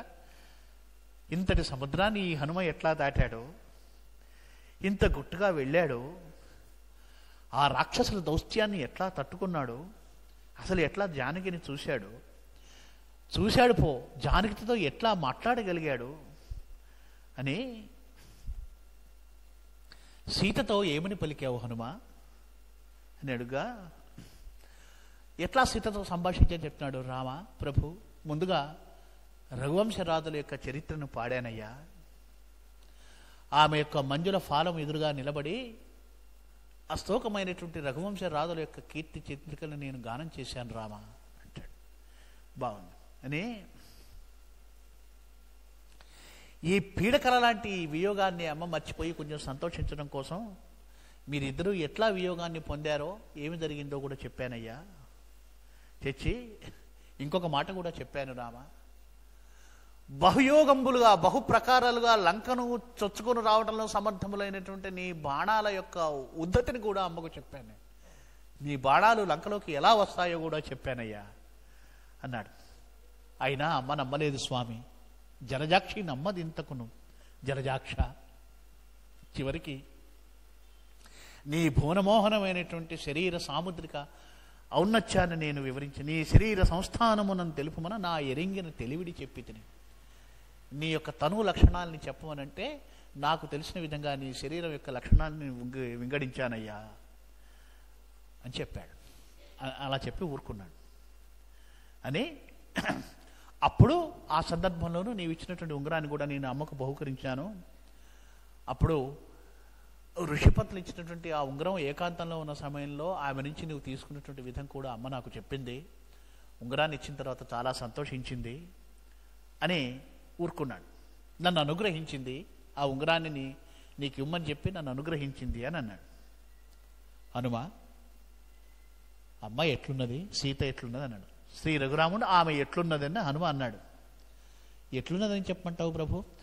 లలిత వేదాంతులకు మిథిలాపురీషులకును కూతురు, రాఘవులకును దిప్రధర్మ పదులకు కోడలు, ధర్మపత్ని నీకు నిత్య సత్యవ్రత నిష్ఠునకును. ఏం చెప్పంటావు రాఘవ? మిథిలాధీశులు ఆడపడుచు ఎట్లుండాలో అట్లా ఉంది, రఘువంశపు కోడలు ఎలా ఉండాలో అలా ఉంది, నిత్య సత్య వ్రతనిష్ఠుడమైనటువంటి నీ ఇల్లాలు ఎలా ఉండాలో అలా ఉంది నాయన చెప్పాడు. చూడండి ఎంత ఉచితమైనటువంటి, ఎంత అద్భుతమైనటువంటి సమాధానం. అంటే సీత యొక్క అవస్థ రాముడికి వాచా చెప్పవలసిన అవసరం లేదు, ఆయన మనోనేతంతో చూడగలిగినటువంటి వాడు. కాకపోతే హనుమను అనుగ్రహించడం కోసం, హనుమకు ఆ కీర్తిని కట్టబెట్టడం కోసం, మళ్ళీ మళ్ళీ సీత యొక్క వైభవాన్ని వినాలనే కోరిక స్వామికి ఉన్నదో ఏమో, సీత యొక్క పరిస్థితి ఏమిటి అని అడిగాడు. కానీ రాముడికి తెలియదా? రాముడికి తెలుసున్న విషయం తెలిసినటువంటి వాడు స్వామి, కనుకనే అంత మాత్రం చెప్పి ఊరుకున్నాడు. అని రామ బలిబుక్ కథ చెప్పిందయ్యా, కాకాసుర వృత్తాంతాన్ని కూడా చెప్పింది. నువ్వు ఒక గడ్డిపోచను మంత్రించి వాడిని శిక్షించడానికి ఆ అస్త్రాన్ని వదిలితే బ్రహ్మ విష్ణు మహేశ్వరులు ముగ్గురు కూడా ఈ యొక్క అగ్నికీలల నుంచి నిన్ను రక్షించడం మా వల్ల కాదు అని ఆ కాకాసురుడికి ఎట్లా నిష్కర్ష చేశారో ఆ అవదంతం కూడా చెప్పింది తండ్రి అని అంటూ, ఇగో ఇది ఇచ్చింది అమ్మ నీకు అని బొడ్డు మాణిక్యాన్ని, తన బొడ్లో ఆ దట్టికి కట్టుకున్నటువంటి ఆ యొక్క చూడామణ్ణి తీసి స్వామికి ఇచ్చాడు. ఇవ్వగానే ఒక్కసారి ఆ చూడామణ్ణి చూసి స్వామి స్మరణ సంజాత పరిదీనతా పరమ సుకుమారంబులైన శ్రీరామచంద్రుని అక్షులు అరసి ఒక్కసారిగా ఆ సీతను చూసినటువంటి ఆ యొక్క ఆ స్మరణలో, ఆ స్మృతిలో ఒక్కసారి పారవస్యాన్ని పొంది ఒక రకమైనటువంటి ఆర్ద్రతకు లోనైన ఆ రామచంద్రమూర్తి యొక్క అక్షులు చూసి హనుమ అన్నాడట. అని స్వామి అప్పుడు చెప్పాడు, ఈ మణిని తనకు చాలా ఇష్టమని మీ అమ్మగారు జానకీదేవికి ప్రదానం చేసిందట. పూర్వము ఇంద్రుడు మీ తండ్రి గారికి ఇచ్చాడట, ఆయన మీ తల్లి అయిన కౌసల్యాదేవికి ఇచ్చారట. కౌసల్యాదేవి ప్రేమగా దీన్ని ధరించడానికి అర్హురాలైంది నా కోడలే అని చెప్పేసి తన కోడలైన సీతాదేవికి ఇచ్చిందట అని ఆ ఉదంతం అంతా కూడా చెప్పి రామప్రభువుకి ఆనందాన్ని కలిగించారు. సరే అట్లా అయింది. వీళ్ళకి రాముడి దగ్గర సెలవు గైకొని వెళ్ళిపోయాడు హనుమ. రామలక్ష్మణులు ఇద్దరే ఉన్నారు. ఆ రాత్రి అన్న ఫలహారంబు చేయనప్పుడు లక్ష్మణుడు ఇట్లని, హనుమ అన్ని విషయాలు చెప్పలేదు కదా. హనుమ చేసినటువంటి మహత్కార్యాలు అన్నీ కూడా విన్నటువంటి లక్ష్మణుడు రాముడితో చెప్తున్నాడు. చూడండి, అంటే సుందరకాండకు కథానాయకుడైనటువంటి హనుమంతుడి యొక్క ధీవైభవాన్ని, భక్తి వైభవాన్ని, ఆయన యొక్క కార్య దక్షతని ఎంతగా ఆయన చిత్రిక గట్టిస్తాడంటే లక్ష్మణ స్వామి చెప్తున్నట్ట రాముడితోటి. ప్రభు, లక్ష్మణుడు అన్నాడు, అమ్మ దగ్గరికి వెళ్ళి, సీతమ్మ దగ్గరికి వెళ్ళి, అమ్మా నేను నిన్ను తీసుకువెళ్తాను రాముడి దగ్గరికి, రా అమ్మా నా భుజాల మీద ఎక్కువ అని అడిగాడట హనుమ. అంటే మరి కొంచెం రాలేదేమి అన్నట్ట రాముడు. మరి తీసుకురాలేదేమి తెలియనట్లే. అంటే అప్పుడు లక్ష్మణుడు చెప్పాట, అందుకు సీత అంగీకరించలేదని. అదేంటి ప్రభు అన్నా ఇలా అంటావు? రావణుడు దొంగ దొరసుమి రామచంద్రుడు ఏను నీ వెంట వచ్చిననేమియగునో, దొరయైన రామచంద్రుడు దొంగయగును, ఆతడైన కాకుల్న నేనగుదునయ్యా అన్నదట వదిన గారు. ఈ విషయం లక్ష్మణ్ ద్వారా తెలిసిందయ్యా. అని ఇంకొక మాట కూడా అన్నదట వదిన, రాముడి ఎడల నా పట్ల నీకున్నటువంటి భక్తికి అభిమానానికి నేను చాలా సంతోషించానయ్యా. నేను ఇలా అన్నా, నేను నొచ్చుకోకు హనుమ, నన్ను మన్నించు, ఇది నా నియమము అని మళ్ళీ ఆయన్ని కాస్త ఊరడించిందట అని ఆ మహాదేవి అన్నదట. ఈ మాట అన్నదని జాంబవంతుడు తనతో చెప్పాడని అంగదుడు చెప్పాడు. అంగదుడు చెప్తే నేను విన్నాను అని రాముడికి విషయాన్ని విన్నవించాడు ఈయన. సరే, కొంచెం పొద్దుగోకింది. కాస్త పొద్దుపోయిన తర్వాత సుగ్రీవుడు వచ్చి రాముని చూచి, ఓ రామచంద్ర, మళ్ళీ ఓ సాధులోక చూడామణి, సుధాసుధి మనోజ్ఞ. సుందరకాండలో సుగ్రీవుడు, అంగదుడు, మైందురు దుదురు మొదలైన వానరులు, హనుమ సరే సరి, లక్ష్మణుడు అందరూ కూడా ప్రతిసారి ఒక నిమిత్తాన్ని కల్పించుకొని తమ హృదయంలో ఉన్న ప్రేమ పొల్లిబుకేలాగా రాముణ్ణి భక్తి పురస్సరంగా సంబోధన చేస్తారు. సుగ్రీవుడు కొన్ని యుద్ధానికి సంబంధించినటువంటి రాజరహస్యాన్ని చెప్పాడు. రావణుడు బాగా తేజోపరాక్రముడట. స్వామి, నాకు హనుమ ద్వారా తెలిసింది, శూరసుఖామణి, వేద విద్యా సంపన్నుడట. అట్లాగే ఇది చాలా రహస్యం, ఇవన్నీ కూడా నాకు హనుమ చెప్పాడు. అట్లాగే చావు లేకుండా వరాలు పొందాడట. అట్లాగే వాడి కొడుకు ఇంద్రజిత్తు మాయాయుద్ధ విశారదుడట. వాడు హనుమను కట్టేస్తే బ్రహ్మాస్త్రానికి లొంగి రావణ సభలోకి వెళ్ళినటువంటి హనుమ వాడి యొక్క నిస్తంద్రమైనటువంటి పరాక్రమాన్ని చూశాడు. ఇదంతా హనుమ కళ్ళతో చూసినటువంటి విషయం రామచంద్ర. అతన్ని కళ్ళతో చూడాలని, కేవలం రావణాసుడి సభలోకి వెళ్ళాలనేటువంటి ఏకైక లక్ష్యంతోనే కావాలనే రావణుని సేనల్ని భగ్నం చేసి అశోకవనాన్ని అంతా కూడా ఆయన భగ్నం చేసి అదంతా చేసి అల్లకల్లోలం చేసి ఆయనకు వెళ్ళాడయ్యా. ఇవన్నీ చేశాడు హనుమ చాలా కార్యాన్ని సాధించుకొచ్చాడు ప్రభు. ఇది మనకు తెలిసినటువంటి సమాచారము. కనుక యుద్ధానికి వెళ్లే ముందు మనకు అవసరమైనటువంటి ఈ సమాచారం అంతా నీకు విన్నవిస్తున్నానయ్యా అన్నట్లుగా చెప్పి ఒక మాట అన్నాడు. శ్రీ రఘురామచంద్రునకు చెప్పగవద్దనెనంట సిగ్గుచే మారుతి, కోపగింటువని మానసమందున నిలిచి, తొల్తగా ధారుని జాతగంచి, వనధారుని సంస్థిత దైత్యకానన శ్రీరమవే విభగ్నమునరిల్చెను రావణు కోపమెత్తగను. ఓ రామా, నీకు చెప్తే కోపగించుకుంటామని, అయినా ఏవో ఈ చిన్న చిన్న అల్పమైన పనులని ప్రభు ముందు చెప్పుకుంటే ఏం బాగుంటుంది, చిన్న చిన్న పనులనే పెద్ద గొప్పగా చెప్పుకున్నట్టు ఉంటుందని సిగ్గుపడ్డాడయ్యా. ఆ లంకానగరాన్ని అంతా కూడా ధ్వంసం చేశానని, లగ్నం దహించానని, రావణాసుడి సభలోకి వెళ్ళానని ఇవన్నీ హనుమ చెప్పలేదు. ఎందుకు చెప్పలేదంటే సిగ్గుపడి చెప్పలేదయ్యా. హనుమ ఎంత వినయ సంపన్నుడో చూడండి. కనుక రామ, సిగ్గు చేత వినయం చేత హనుమ ఇవన్నీ మనకు చెప్పలేదు. ఇంకొక మాట కూడా చెప్పాడయ్యా. హనుమ, ఏది ఏమైనప్పటికీ సరే రావణాసురుణ్ణి చూడకుండా వెనక్కి తిరిగి రావడానికి హనుమకు ప్రాణం అప్పలేదట. అందుకనే తనకే తాను స్వతంత్రంగా నిర్ణయం తీసుకుని వెళ్ళి రాక్షసపతి యొక్క దర్శనం చేసేట రామ. చేయడం వల్ల మనకు మేలే అయింది, ఇన్ని విషయాలు తెలిసాయి. రావా, ఇంకొక తమాషా అయిన మాట చెప్పమంటావా ప్రభు అని ఒక హాస్యరసమైన మాట కలదు. పెద్ద తమాషా ఏంటంటే, అల్దరము మేము మున్నె నీవన్న భయము అసురరాజునకని నిశ్చయంబు చేయ. మేమందరం మాలో మేము చర్చించుకున్నాం స్వామి, రావణాసురుడికి ఏమిటి అసలు, రావణాసురుడి మనస్తత్వం ఏమిటంటే, రావణాసురుడికి రాముడంటే భయము అనేటువంటి విషయాన్ని మేము తేల్చేసుకున్నాం స్వామి. అయితే హనుమ ఏమన్నాడు తెలుసా? వచ్చి పావని అది ఎల్ల భక్తి అనడు. హనుమ వచ్చి, మీ మొహం మీకేం తెలీదు, రావణాసురుడికి రాముడంటే భయం కాదు భక్తి అని ఒక తమాషా అయిన రహస్యం చెప్పాడు ప్రభు. ఇదయ్యా హనుమ యొక్క దృష్టి అని హనుమ చేసినటువంటి అన్నీ కూడా, ఇవన్నీ నీతో చెప్పవచ్చో చెప్పకూడదు అని సందేహించి హనుమ సిగ్గుతో వెనక్కి వెళ్ళిపోయాడయా అని సుగ్రీవుడు రాముడికి చెప్పాడు అని అనుకుంటున్నాడు. ఇదేమిటి, రామచంద్రుడు ఏ రకమైన భావాన్ని ప్రకటించడు, విని ఊరుకున్నాడు అని అనుకొని అనుకుంటున్నట్ట. ఆయన యొక్క కళ్ళల్లో ఒకానొకమైనటువంటి ఒక రేఖ, ఏది చెప్పినం శ్రీ రఘుమూర్తి అక్షరువు చెందడు, చిందిన మందహాస రేఖ రుచిరచ్చవుల్ మలయు కన్నులగాంచుటయుండే గొప్పయ్యి. రాముడు ఎంత గొప్ప వార్త చెప్పినా ఆ మందహాసం చెరగనటువంటి ఆ మోముతో ఒక్కసారి ఇట్లా చూస్తే చాలు, అదే 1000 కోటి మాటలాడిన ఫలితం అన్నమాట. అది రాముడి యొక్క వైఖరి. అంత స్థితప్రజ్ఞుడిగా రాముడు మనకు కనిపిస్తాడు. సరే, ఈ విషయాలన్నీ చెప్పాడు. ఆయన తర్వాత విశ్వనాథ వారు వర్ణిస్తున్నాడు, ఒండు నీళ్ల కావి పట్టిన స్వామి దోవతి ఉత్తరీయములు స్వామి ఎండవేయగా తొలి సంధ్య ప్రకాశించింది అంటాడు. సరే, తొలి సంధ్య వచ్చింది.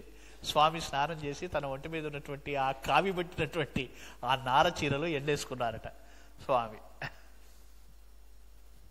ఇక వీళ్ళు వినత, సుషేణుడు, శతలవులుడు అనేటువంటి వీళ్ళు వచ్చి రాముడితో భాషిస్తున్నారు. లోకం తీరు ఎట్లా ఉంటుందంటే, ఒకానొక మహత్కార్యం జరిగింది అనుకోండి, ప్రతివాడు అందులో భాగం పంచుకోవాలని చూస్తాడు. దాన్ని మిషగా పెట్టుకుని ప్రభువుతో అంటే ఒక ఉన్నతోన్నత స్థానంలో ఉన్నటువంటి ఒక మహానుభావుడితో అతని పట్ల ప్రేమ గౌరవం ఉన్నాయనుకోండి, మాట్లాడాలని ఉంటుంది. ఇది మానవ నైజం అనమాట. ఒక సందర్భాన్ని కల్పించుకొని రామచంద్రమూర్తితో మాట్లాడాలని చూస్తున్నారు వినతుడు, సుషేణుడు, శతవల్లు. వెళ్ళి, స్వామి, ఇంతటి మహత్కార్యం హనుమ కాబట్టి చేశాడు, హనుమ తప్ప ఎవరూ చేయలేరు. ఎందుకు పట్టుకున్నారో తెలియదు కానీ ఇతను కోతి అని చెప్పాను అనుకొని ఈయన పట్టుకున్నారట. పట్టుకొని ఈయన తోకకు నిప్పంటించి మొత్తము లంకంతా తిప్పారట. తిప్పితే హనుమ ఏం చేశాడో చూశారా స్వామి, చాలా తెలివిగా, సరే మనం ఎట్లాగూ దండెత్తి వెళతాం కదా, వీళ్ళు మన పనికి విఘ్నం కలిగించుకుని ఉండటానికి వీళ్ళ దృష్టి మరల్చాలి కాబట్టి లంకనంతా పాడు చేద్దాము, అప్పుడు వీళ్ళు పాడైపోయి తగలబడినటువంటి ఇళ్ళు బాగు చేసుకుంటూ కూర్చుంటారని అనుకొని వాళ్ళ కోసమని లంకంతా తగలబెట్టాట అని హనుమంతుడి యొక్క గొప్పతనాన్ని వర్ణించడం మొదలుపెట్టాం. అని మారుతి 4 దిక్కులం పృథ్వీ తనూజకే వెదకివే కనివచ్చినయ్యా మహాప్రభు. తెలిసిన విషయం మళ్ళీ చెప్తున్నారు.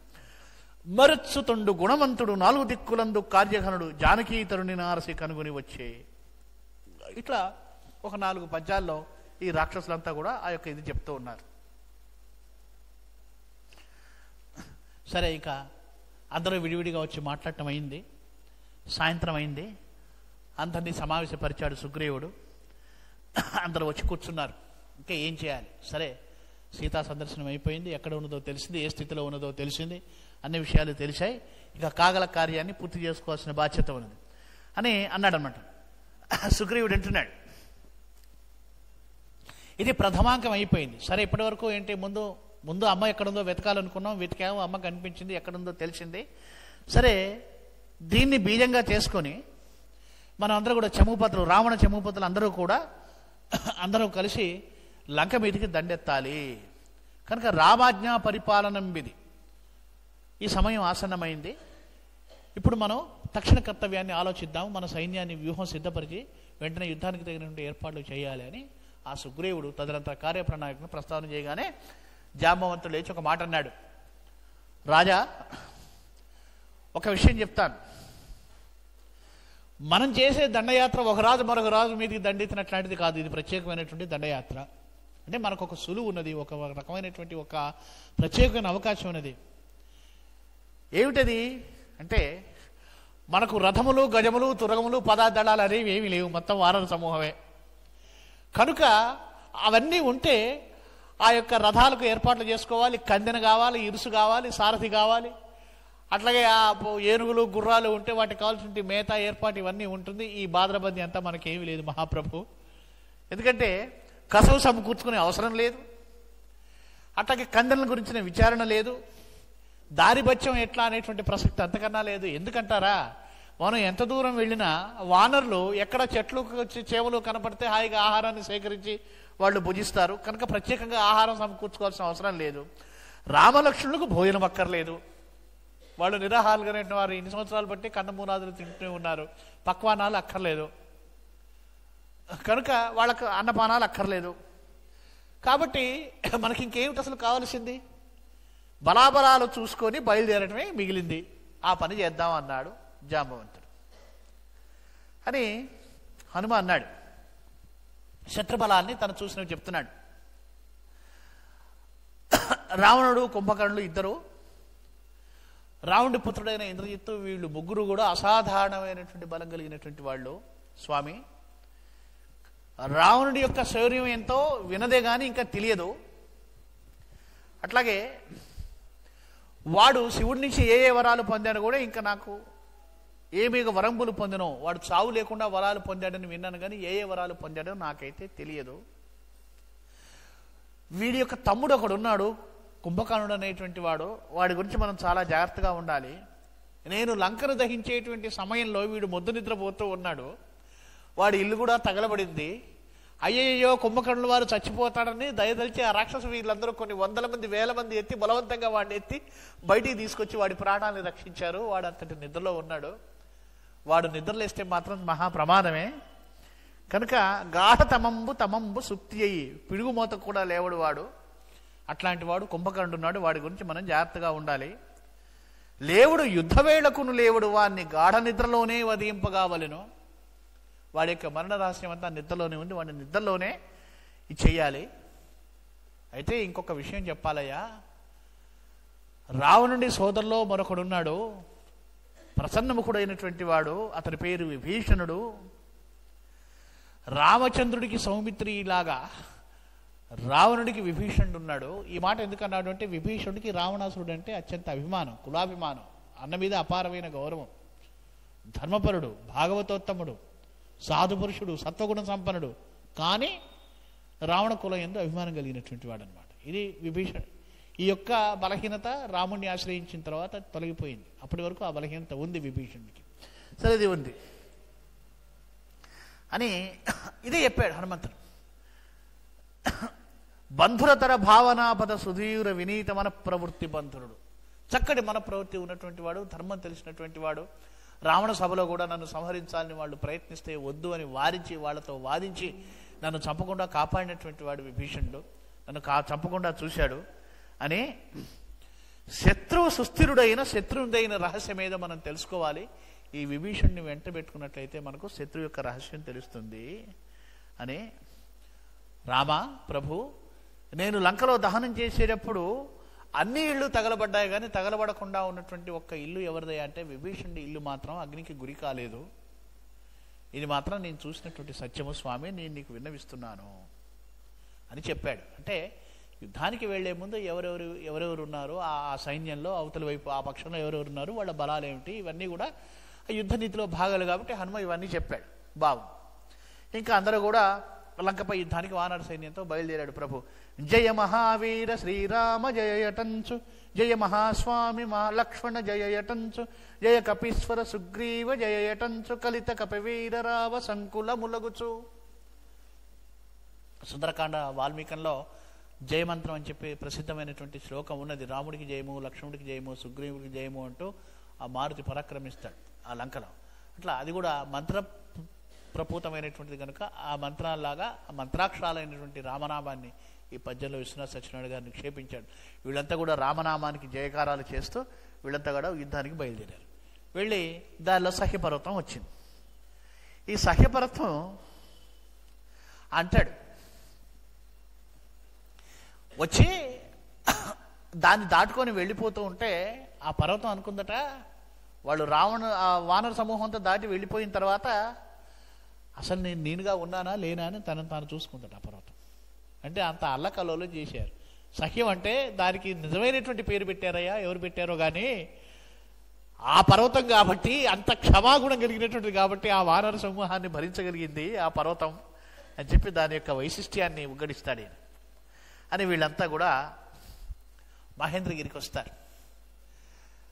అక్కడికి వస్తారు, సముద్రం తీరంలో విడిది చేస్తారు. సముద్రాన్ని చూస్తాడు రామప్రభు.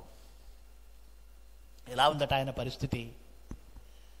శత్రువు ఎదురుగా కనిపిస్తున్నాడు. లంకలో సీత ఉన్నదని తెలుసు, లంకలో రావణాసురుడు ఉన్నాడు.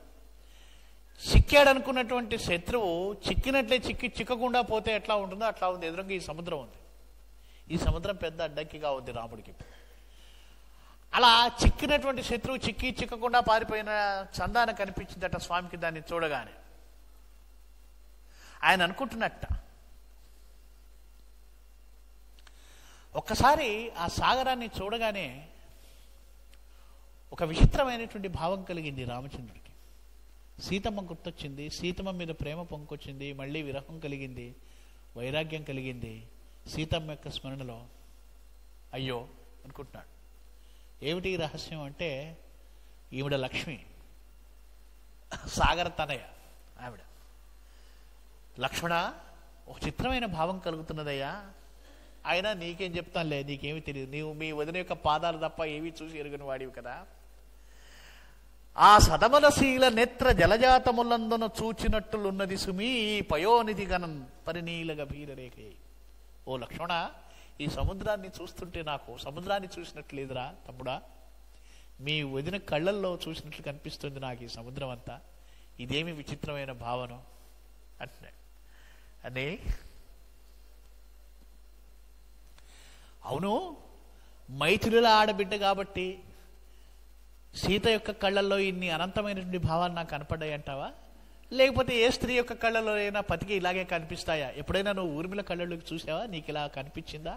ఈ భావం నీకు ఎప్పుడైనా కలిగిందా అని లక్ష్మణుడిని అడుగుతున్నాడు. అని అన్నా మైథిలులాడబిడ్డలకు వేదాంతార్థ సంభార భావోన్నత్యంబు జితించి రక్తమున నేత్రాబ్జంబులట్లుండునా ఎన్నండైన త్వదూర్మిళానయన సాహిత్యంబులో లోతులంగన్నావా యొక్క యుర్విజాత కనులే కంధి ప్రభావంబులా అనుకున్నట్ట. ఈ సముద్రాన్ని చూస్తుంటే సీత కళ్ళల్లో ఎంత వలపున్నదో అంత వలపు ఈ సముద్రంలో ఉన్నట్లుగా నాకు అనిపిస్తున్నది. సీత యొక్క ప్రేమను చూసినట్లుగా అనిపిస్తుంది నాకు ఈ సముద్రాన్ని చూస్తే అని అనుకున్నట్ట. అని ఒక మాట గుర్తించుకున్నాడు. వీళ్ళిద్దరూ విహారం చేసేటప్పుడు సీతమ్మ అనేదట, ప్రభు, ఈ సృష్టిలో ఉన్నటువంటి ఆ గగనం కానీ, ఈ సాగరం కానీ, ఈ సముద్రాలు కానీ ఏవి కూడా మన ప్రేమ ముందు నిలవలేవులే స్వామి అని అనేదట సీతమ్మ. ఆ మాటలు గుర్తొచ్చింది. నిజంగానే ఆ సీత ప్రేమ ముందు ఈ సముద్రం కూడా దిగదుడుపులాగానే అనిపిస్తున్నదే. కానీ ఈ సముద్రం, ఇంత దైన్యమైన సముద్రం కూడా ఇప్పుడు మనకు అడ్డమై కూర్చుంది అని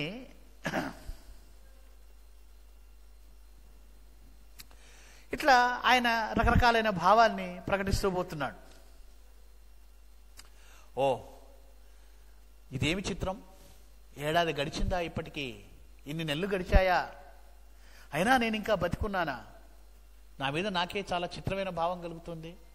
జానకిని బాసి ఇంత ప్రేమ సుధారాశికి దూరమై నేను ఇంకా ప్రాణాలతో బ్రతికి ఉన్నానా? ఇదేమి వైపరీత్యం లక్ష్మణ అంటున్నాడు లక్ష్మణుడితోటి. ఇలా రకరకాలైన భావాలకి అనే ఒక రహస్యాన్ని రాముడి నోటి చెప్పిస్తున్నాడు. ఎప్పుడు మేను తాల్చితివోయి తను సంగత లక్షణంబులుందప్పవు రాముడు తనకు తాను మానుష భావాన్ని ఆరోపించుకుని ఆత్మానం మానుషం మన్య అని ఆయన తనకు తాను మానుష భావాన్ని ఆపాదించుకొని శ్రీ మహావిష్ణువు రాముడై వచ్చాడు కదా. ఎప్పుడు మేను తల్చితివోయి తను సంగత లక్షణంబులు తప్పవు సీతయీ జలధి తటవర్తిని ఎంచు వార్తను చెప్పెను సూనృత్రొక్తి కపిశేఖరుడింతటి దవ్వుగాంచగా నప్పతి దాటగాదను నక్షులు చాలవు హీన శక్తులై. ఇప్పటి వరకు ఒకనొక అలౌకికమైనటువంటి భావంలో విహరించాడు రాముడు. మానుష భావం వచ్చింది. సరే, మానవ దేహాన్ని స్వీకరించినప్పుడు ఇవన్నీ తప్పవులే, ఈ ఇబ్బందులన్నీ తప్పవు. సీతమ్మ సముద్రానికి ఆవల ఉందని హనుమ చెప్పాడు. ఎదురుగా ఈ సముద్రం అడ్డంగా వచ్చింది కనుక ఈ సముద్రాన్ని ఎట్లా దాటాలి అని, అయ్యో నా హృదయంలో ఉన్నటువంటి విరహాగ్ని అంత భయంకరంగా విస్తారంగా ఉంది కదా ఈ సముద్రం కూడా అని అనుకుంటున్నాడట. ఇదే విచిత్రం, కాలం దగ్గర పడుతోంది, సమీపిస్తోంది, కష్టాలు తొలగిపోయే రోజులు దగ్గరలో ఉన్నాయి అనుకుంటున్నా కొద్దీ నాలో ఉన్నటువంటి విరహాగ్ని ఇంకా పెచ్చుబిగుతున్నదే అని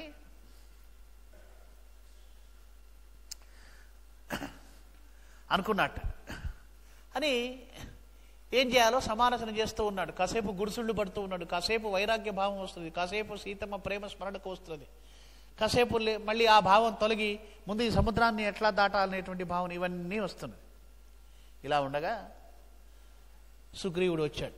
ఎంత కాసేపట్లోనే సుగ్రీవుడు వచ్చాడు.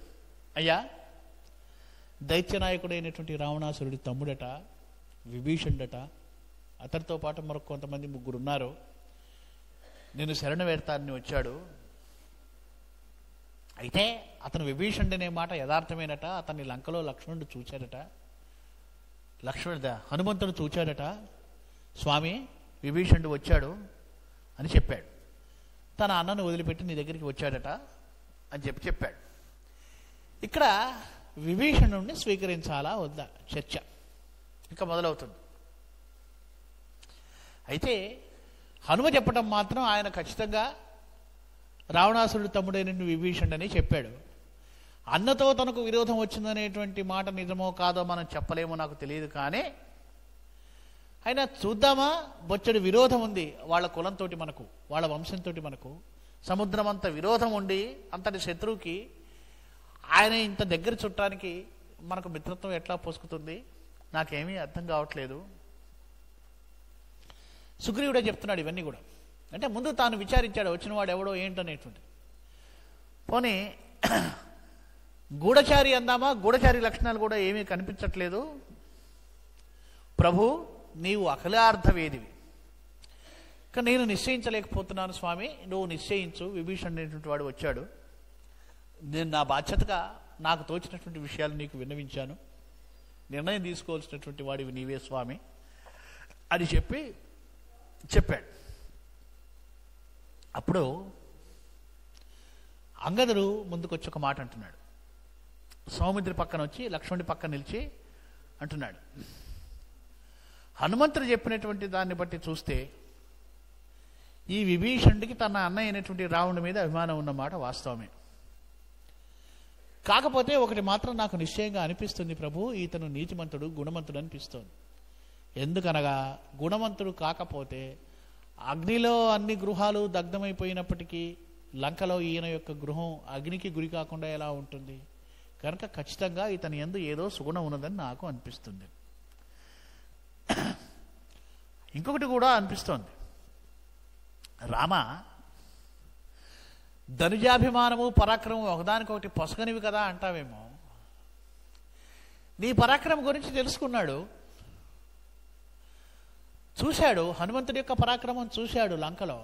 హనుమంతుడు చెప్పిన మాటలు విన్నాడు, ఆ మాటల పట్ల నమ్మకం కుదిరింది. నీ పరాక్రమం ఏమిటో తెలుసుకున్నాడు. అన్న మీద అభిమానం ఉన్నప్పటికీ అన్న కంటే నీవు పరాక్రమవంతుడు అనేటువంటి నిశ్చయాన్ని చేసుకొని నీ దగ్గరికి వచ్చాడు. ఇందులో తప్పే ఉంటుంది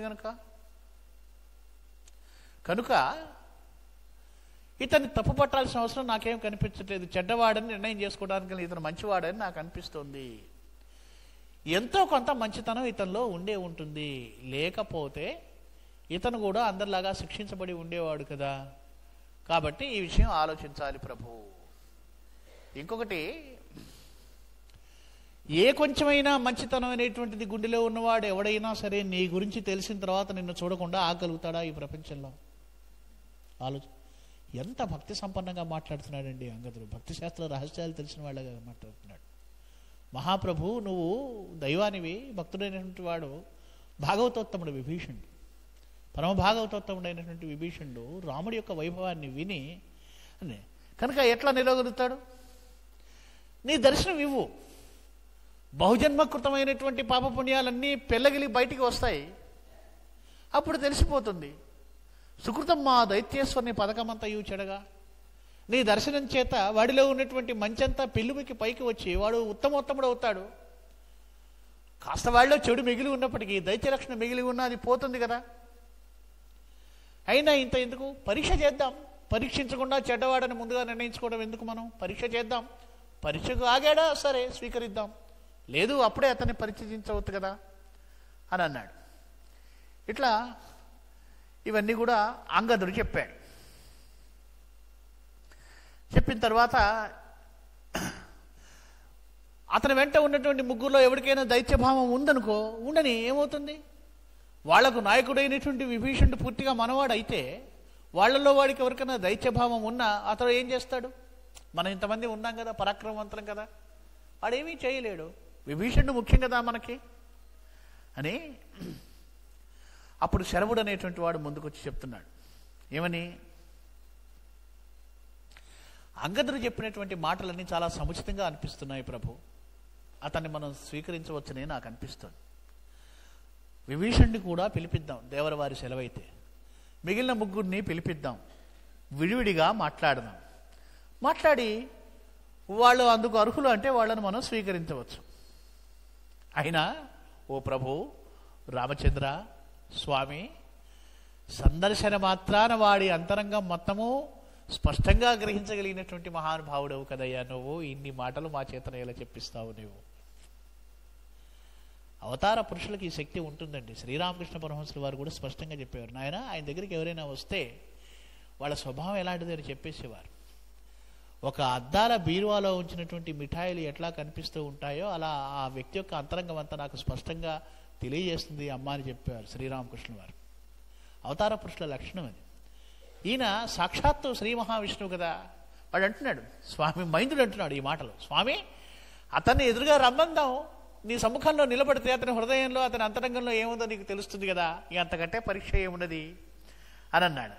అని అన్న తర్వాత పెద్దవాడైన జాంబవంతుడు కూడా అంటున్నాడు, విభీషణుడు అనేటువంటి వాడు దానవుడు అయినప్పటికీ అవునో కాదో అది హనుమ నిష్కర్ష చేశాడు.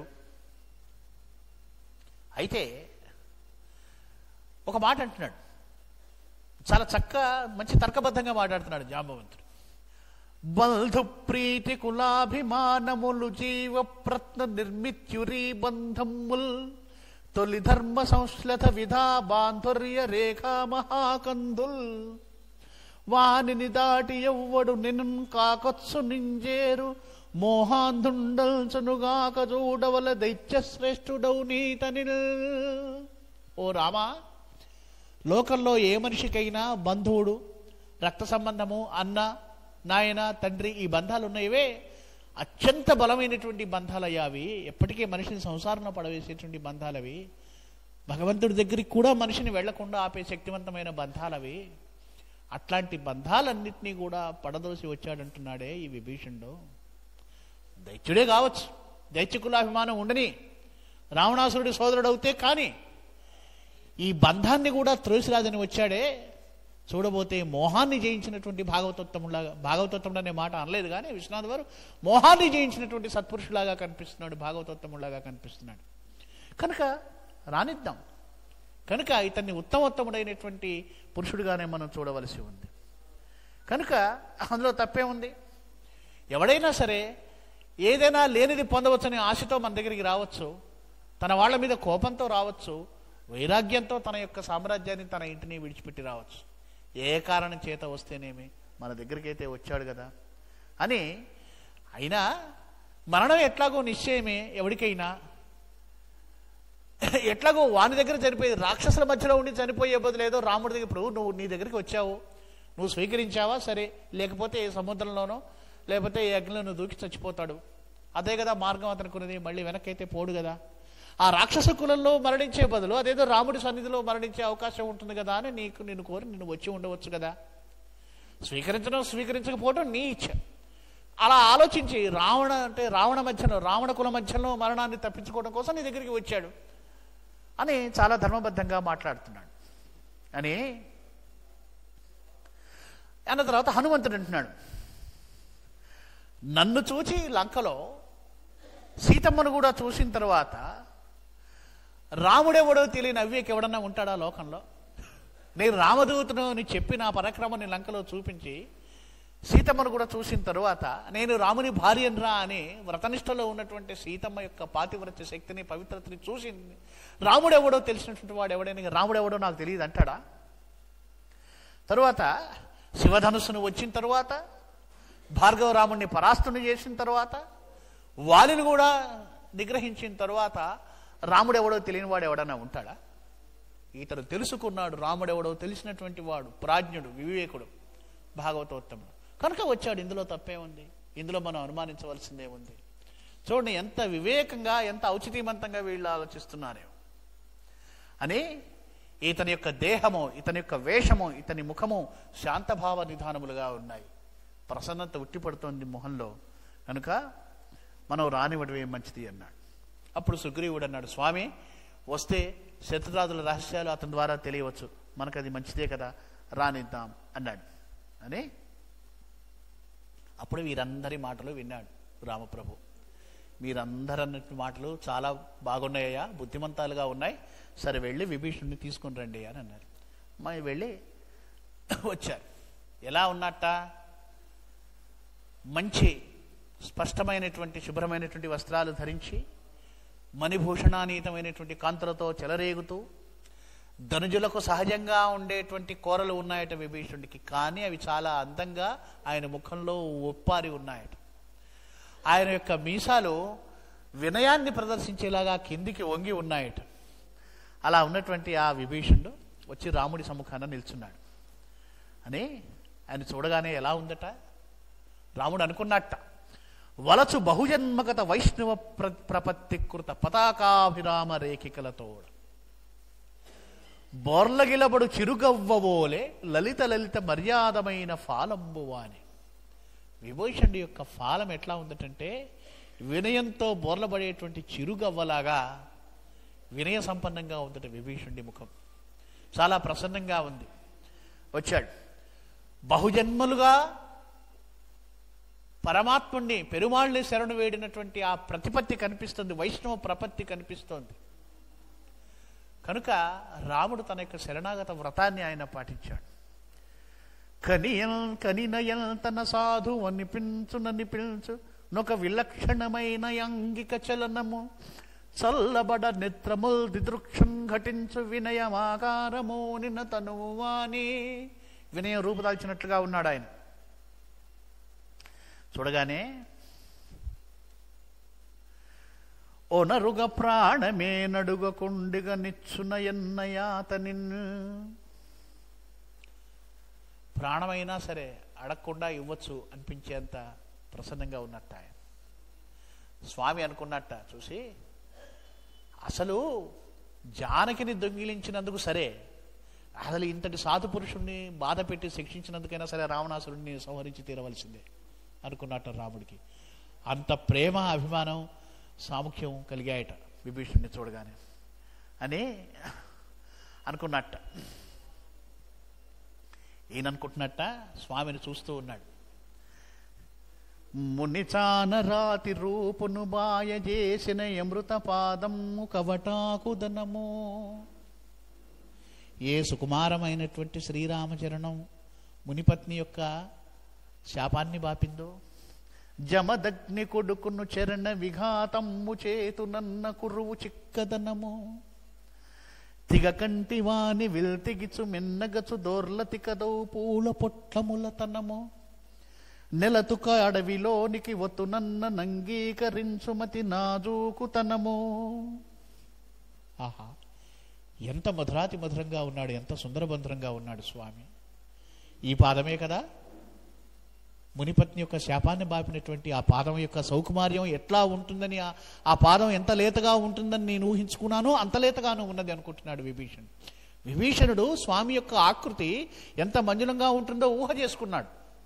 తన ఊహకు తగినంత మంజులంగా స్వామి యొక్క ఆకృతి కనిపిస్తుంది. ఆనందంతో పొంగిపోతున్నాడు.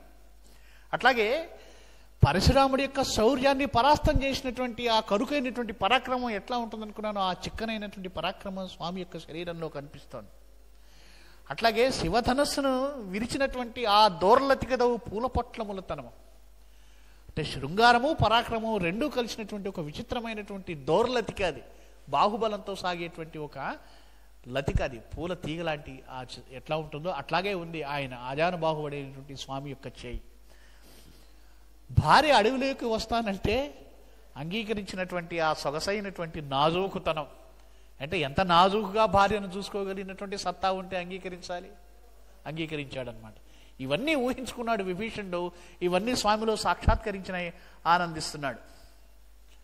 ఏమీ మాట్లాడలే ఇంకా. అప్పుడు హనుమంతుడు గుర్తు చేసి ముందుకు నెట్టి, విభీషణ నీవేమో రామచంద్ర ప్రభుతో చెప్పాలనుకుంటున్నావు కదయ్యా, నువ్వేం మాట్లాడతావో మాట్లాడు అన్నాడు. అవధారు శ్రీరామచంద్ర, ప్రభు అవతరించండి. శ్రీరామచంద్ర, అసురరాజు అనేటువంటి మా అన్న నన్ను అవమానించి పంపాడు. నేను చెప్పాను మా మధ్య వాదం జరిగింది, అట్లయితే నీకు ఇష్టమైన చోటనే చావుపో అని చెప్పి ఇదే మాట నన్ను తిట్టి పంపాడు. నిన్ను శరణు పొందుతున్నానయ్యా, నన్ను విశ్వసించు ప్రభు, నేను గూఢచారిని కాను అన్నాడు. అనగానే ఒకటే మాట అన్నాడు రాముడు, నీకు శరణమిచ్చితిని. చూడండి వచనంలో చెప్పాడు, నీకు శరణమిచ్చితిని. నీ అన్న ఎవడు, వాని బలపరాక్రమములు ఎట్టివి, సహాయ సంపత్తి ఎట్టిది చెప్పుము అన్నాడు. నీకు భయం లేదు, నీకు శరణమిచ్చాను. చెప్పు, మీ అన్న ఎవరు, వాడి బలపరాక్రమాలు ఏమిటి, విషయం ఏమిటి అంతా చెప్పు. చెప్పాడు. నాకంటే పెద్దవాడు రావణాసురుడు, అతనికంటే చిన్న అయినవాడు నాకంటే పెద్ద అయినవాడు, మా ఇద్దరి మధ్యలో కుంభకర్ణుడు ఉన్నాడు, ఇంద్రుడితో సమానమైన బలం కలిగినటువంటి వాడు. ప్రహస్తుడు అనేటువంటి వాడు సేనాపతి ఉన్నాడు, వాడు కైలాసంలో మణిభద్రుని కూడా ఓడించినటువంటి వాడు. ఎవరెవరు ఎంత పరాక్రమంగానో చెప్పాడు. అన్నగారి కొడుకునేటువంటి ఇంద్రజిత్తు మాయాయుద్ధ విశారదుడు, అగ్నిని ఉపాసన చేస్తాడు ఎప్పుడు. మహోదరుడు, మహాపార్షుడు, అకంపనుడు అనేటువంటి వాళ్ళు లోకపాలకుడు. వీళ్ళు చాలా పరాక్రమ సంపన్నులు, కామరూపులయ్యా. ఈ రావణ కుంభకర్ణులు ఇద్దరు కూడా బ్రహ్మగారి చేత వరం పొందారు చావు లేకుండా అని చెప్పాడు. సర్లేవయ్యా, బ్రహ్మగారి వరం మాట బ్రహ్మదేవుడు చూసుకుంటాడులే, కానీ వాడి యొక్క 10 తలకాయల్ని నేను పూర్ణాహతిలో కొబ్బరికాయల్ని వేసినట్లుగా వేస్తాను. కనుక ఆశసి తారకంగా, ఆ చంద్ర తారార్కంగా ఆ లంకానగరాన్ని నువ్వు పాలిద్దువు కానీ నువ్వు నిశ్చింతగా ఉండు. నా బాణాగ్ని చే వెలువడినటువంటి అగ్ని శిఖలు లంకానగరంలో రావణ మరణానంతరం నిత్యాగ్నిహోత్రంగా వెలుగుతూ ఉంటాయి. ఆ నిత్యాగ్నిహోత్రంగా నా బాణాగ్ని శిఖలు వెలిగేటువంటి రావణుడు లేని లంకా రాజ్యాన్ని నువ్వు నిశ్చింతగా పరిపాలిద్దు కానీ పో, హాయిగా ఉండు అని చెప్పి అభయం ఇచ్చాడు. అక్కడే విభీషణుడికి అభయం ఇచ్చాడు. సరే, ముందుకు సాగుతున్నారు. ఇప్పుడు ఇది దాటాలి. ఎట్లా దాటాలి? ఒక మాట అంటున్నాడు, విభీషణ్ణి పరీక్షించడం ఉంది ఇందులో, తనివాడిగా భావించి ఒక సలహా అడగటమో ఉంది, పరీక్షించడమో ఉంది. ఇంత సేన నువ్వు చూసావు కదా విభీషణ, ఈ సముద్రాన్ని ఎట్లా దాటాలో చెప్పు. నీకేమన్నా ఉపాయం తోస్తోందా? చెప్పడగలిగినటువంటి సమర్థుడివేనా నువ్వు? ఆ తీరా అక్కడికి వెళ్ళిన తర్వాత వీళ్ళంతా మా బంధువులు కదా అని చెప్పి ఏమాత్రం విమానం పెట్టుకోకుండా మా పక్షానే ఉండి నియతంగా యుద్ధం చేస్తావా? తీరా వాళ్ళందరూ చనిపోయిన తర్వాత ఈ రాజ్యభారం నాకెందుకయ్యా ప్రభు, నన్ను వదిలేయని చెప్పేసి నువ్వు వెళ్ళిపోతావా? ఎందుకంటే లంకా రాజ్యాన్ని గెలిచిన తర్వాత రాముడి ప్రతినిధిగా విభీషణుడు రాజ్యం చేయాలి. అంత తేలికైన విషయమేం కాదు. ఇన్ని ఉన్నాయి. సరే, అన్నిటినీ మించి దీన్ని ఎట్లా దాటాలో నువ్వు చెప్తావా? దీనికైనా ఉపాయం ముందు ఆలోచించు అన్నాడు.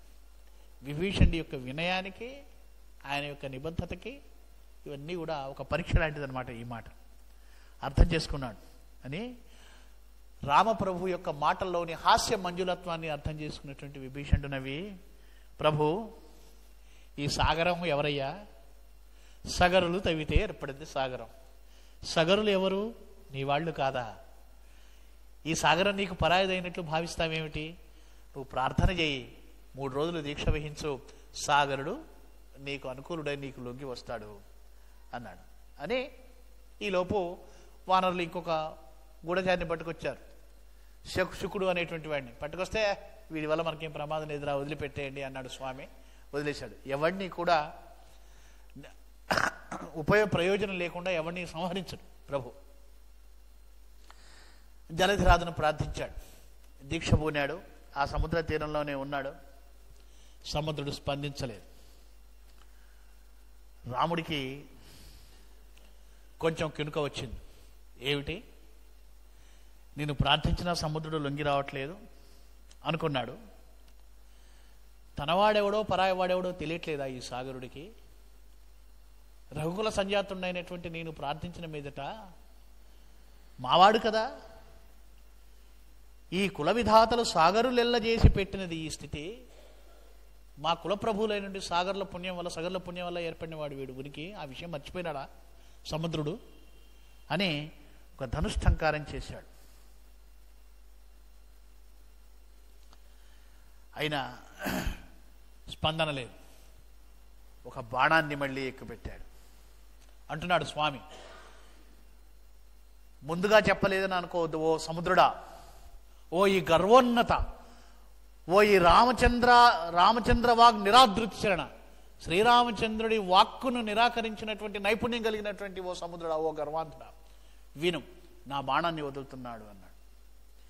నీ గర్భంలో ఉన్నటువంటి జంతువులను చూసుకొని, నీ యొక్క గాంభీర్యాన్ని చూసుకొని, అపారమైనటువంటి జలరాశిని చూసుకొని నువ్వు గర్వంతో పొంగిపోతున్నావు కావచ్చు. నీకేది గర్వకారణమో నీ యొక్క గర్వానికి కారణమైనటువంటి ఈ అనంతమైనటువంటి జలరాశిని ఇంకిపోయేటట్లు చేస్తాను నేను. చూడు, ఏమనుకుంటున్నావు నీవు? అసమర్థుడినే అడిగాను అనుకుంటున్నావా? నేను ఈ కపిసేన ఆకాశంలో ఎగరడం చాలా శ్రమతో కూడినటువంటి పని. ఇంత విస్తారమైనటువంటి సముద్రాన్ని ఈదడం కూడా శ్రమతో కూడినటువంటి పని. కనుక నాకు దారి ఏమని ప్రార్థన చేశాను. నేను ప్రార్థిస్తే నా ప్రార్థనని మన్నించకుండా గర్వాన్ని పొందుతావా అంటూ కోపంగా ఒక బాణాన్ని వేశాడు.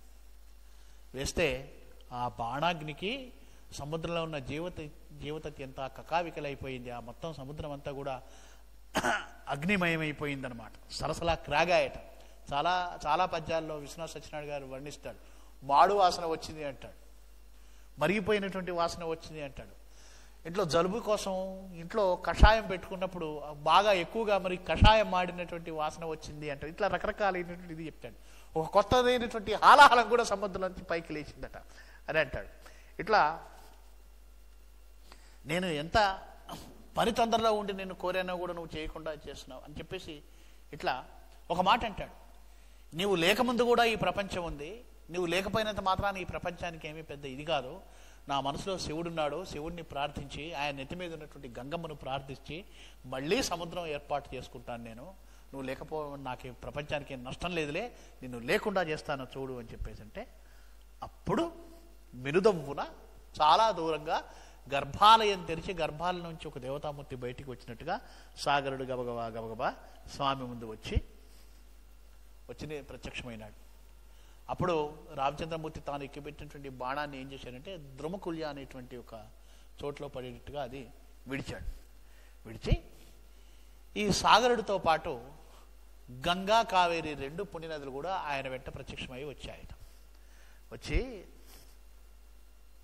అప్పుడు ఈయన కాస్త కోపం తగ్గింది.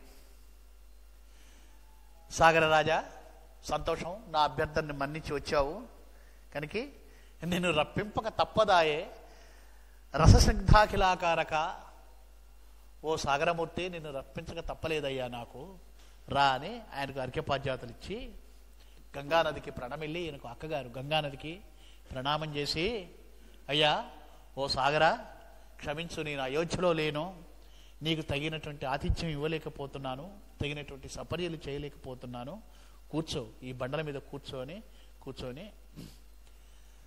ఆయనకు అతిథి సత్కారం చేశాడు రాముడు. అప్పుడు సాగరుడు అంటున్నాడు, నాయన రామచంద్ర, ఓ మర్యాద పురుషోత్తమా, నువ్వు ఎప్పుడైతే కోపించావో, నిన్ను చూడటం కోసం నేను బయలుదేరానో, నువ్వు వచ్చావని విని మహాభాగీరథి దేవి మీ అక్కగారు నా వెంట బయలుదేరిందల్లా, మీ అక్కగారు ఎప్పుడైతే గంగాదేవి ఎప్పుడైతే బయలుదేరిందో నేను కూడా స్వామిని చూస్తాననేటువంటి కోరికను వెలిబుచ్చి కావేరి కూడా నా వెంట వచ్చింది. నేను కాదనలేక వాళ్ళిద్దరిని కూడా తీసుకొచ్చాను. అమరవాహిని మీ ఇంటి ఆడు బిడ్డ మరియు తన అధికారపు మాటలాడు నిదీది అటంచునే వచింపవచ్చినాడ రఘుకుల రామచంద్ర కుమార. చెప్పాడు నాయన, చెప్పాడు, తన అవసరాన్ని చెప్పాడు. చెప్తే రామ, ఇబ్బంది లేదు, నీ సమూహంలో ఈ వానర సైన్యంలో నలుడు అనేటువంటి వాడున్నాడు, విశ్వకర్మ యొక్క సుతుడు, వారధి నిర్మాణ శాస్త్రం తెలిసినటువంటి మహానుభావుడు. అతను నీకు వారధిని నిర్మాణం చేయగలడు. అతని నిర్మాణం ఎప్పుడైతే ప్రారంభిస్తాడో నేను అతనికి లొంగి వస్తాను, నీకు దారి ఏర్పడుతుంది అని అంది. చెప్పాడు, బాగుంది. అప్పుడు గంగాదేవి అందనమాట, సరే అయ్యా నిన్ను చూడవచ్చాను మరిది గారు అని చూడవచ్చాను. కావేరి కూడా ఈయనతో మాట్లాడి ఈయనకు నమస్కారం చేసి కావేరి కూడా సంతోషించింది. కావేరిదేవి, గంగ నన్ను దాటేటప్పుడు సీతమ్మ ఎన్నో మొక్కులు మొక్కుకుంది, ఎన్నో మాటలు చెప్పింది నాకు, అవన్నీ నాకు గుర్తున్నాయి రామా అని కళ్ళ వెంట నీళ్లు పెట్టుకొని రాముడికి ఆశ్వాసన చేసి ధారా మధుబాష్ప బిందువులుగా దుఃఖంతో ఆయమ కళ్ళెమ్మడి నీళ్లు పెట్టుకుంటే గంగాదేవి కళ్ళల్లో నీళ్లు చూసి, గంగాదేవి అక్కగారు ఈయనకి, సాగరుడు బావగారు అనమాట, అది వీళ్ళ చుట్టరికం, కాస్త కన్ను చెమ్మగిలిందట రాముడికి. ఆయన అంటున్నాడు, కౌసల్య మృదుపాద కంజాతముల మొక్కి సెలవు కై కొన్నప్పుడు చెమ్మలేదు, తండ్రిపోయే నటంచు తమ్ముడు భరతుండు సిలుగు పొందిన ఎప్పుడు చెమ్మలేదు, సీతా వియోగ రాశీభూత దుఃఖంబు చెంగలించిన ఎప్పుడు చెమ్మలేదు, అల విరాధక బంధులక్రమించిన వేళ జట్ట మూరితి గొన్న చెమ్మలేదు, దివిజ గంగ కంటి చివరల కన్నీరు చినుక రాము కనులు చెమ్మగిల్లెనని సుమిత్ర బిడ్డ ఎంభోజలోచనామర కృపీట తత్వమహిమనించే. లక్ష్మణుడు అనుకున్నాడు ఈ మాటలు. ఎంత కఠినమైన సందర్భంలో కూడా అన్న కంట వెంట చెమ్మ నేను చూడలేదు, కంట్లో చెమ్మ చూడలేదు నేను. అక్క కన్నీళ్లు పెట్టుకుంటే, ఆడబిడ్డ కన్నీళ్లు పెట్టుకుంటే రాముడి గుడ్డ కరిగిపోయింది కదా అని అనుకున్నట్ట లక్ష్మణుడు. సరే అని సముద్రంలో మోకాటి లోతు వరకు సముద్రంలోకి వెళ్ళి ఆ సముద్రాన్ని సాగనింపి వచ్చాట. ఎవరు? లక్ష్మణుడు అని అన్నట్ట. లక్ష్మణ, బావగారి మీద నేను కోప్పడ్డాను, భర్త మీద కోప్పడ్డాన్ని అక్కగారైన గంగ కోప్పడుతున్నామని అనుకున్నాను, కానీ ఒక్క మాట కూడా మాట్లాడలేదు. చూశావా గంగ యొక్క గొప్పతనం అన్నట్టు. ప్రతి వారిలోనూ అంటే పోయింది, రాముడి కోపం పోయింది, అంటే తన మాట లెక్క చేయలేదు, అంతవరకే కోపం. ఎప్పుడైతే సముద్రుడు ప్రత్యక్షమయ్యాడో ప్రసన్నమై చాలా ఆనందంగా గౌరవించి అతి సత్కారాలు చేశాడు కదా, కోపం లేదు. అక్కగారు కూడా ఎంత చక్కగా మాట్లాడిందని ఆనందించి,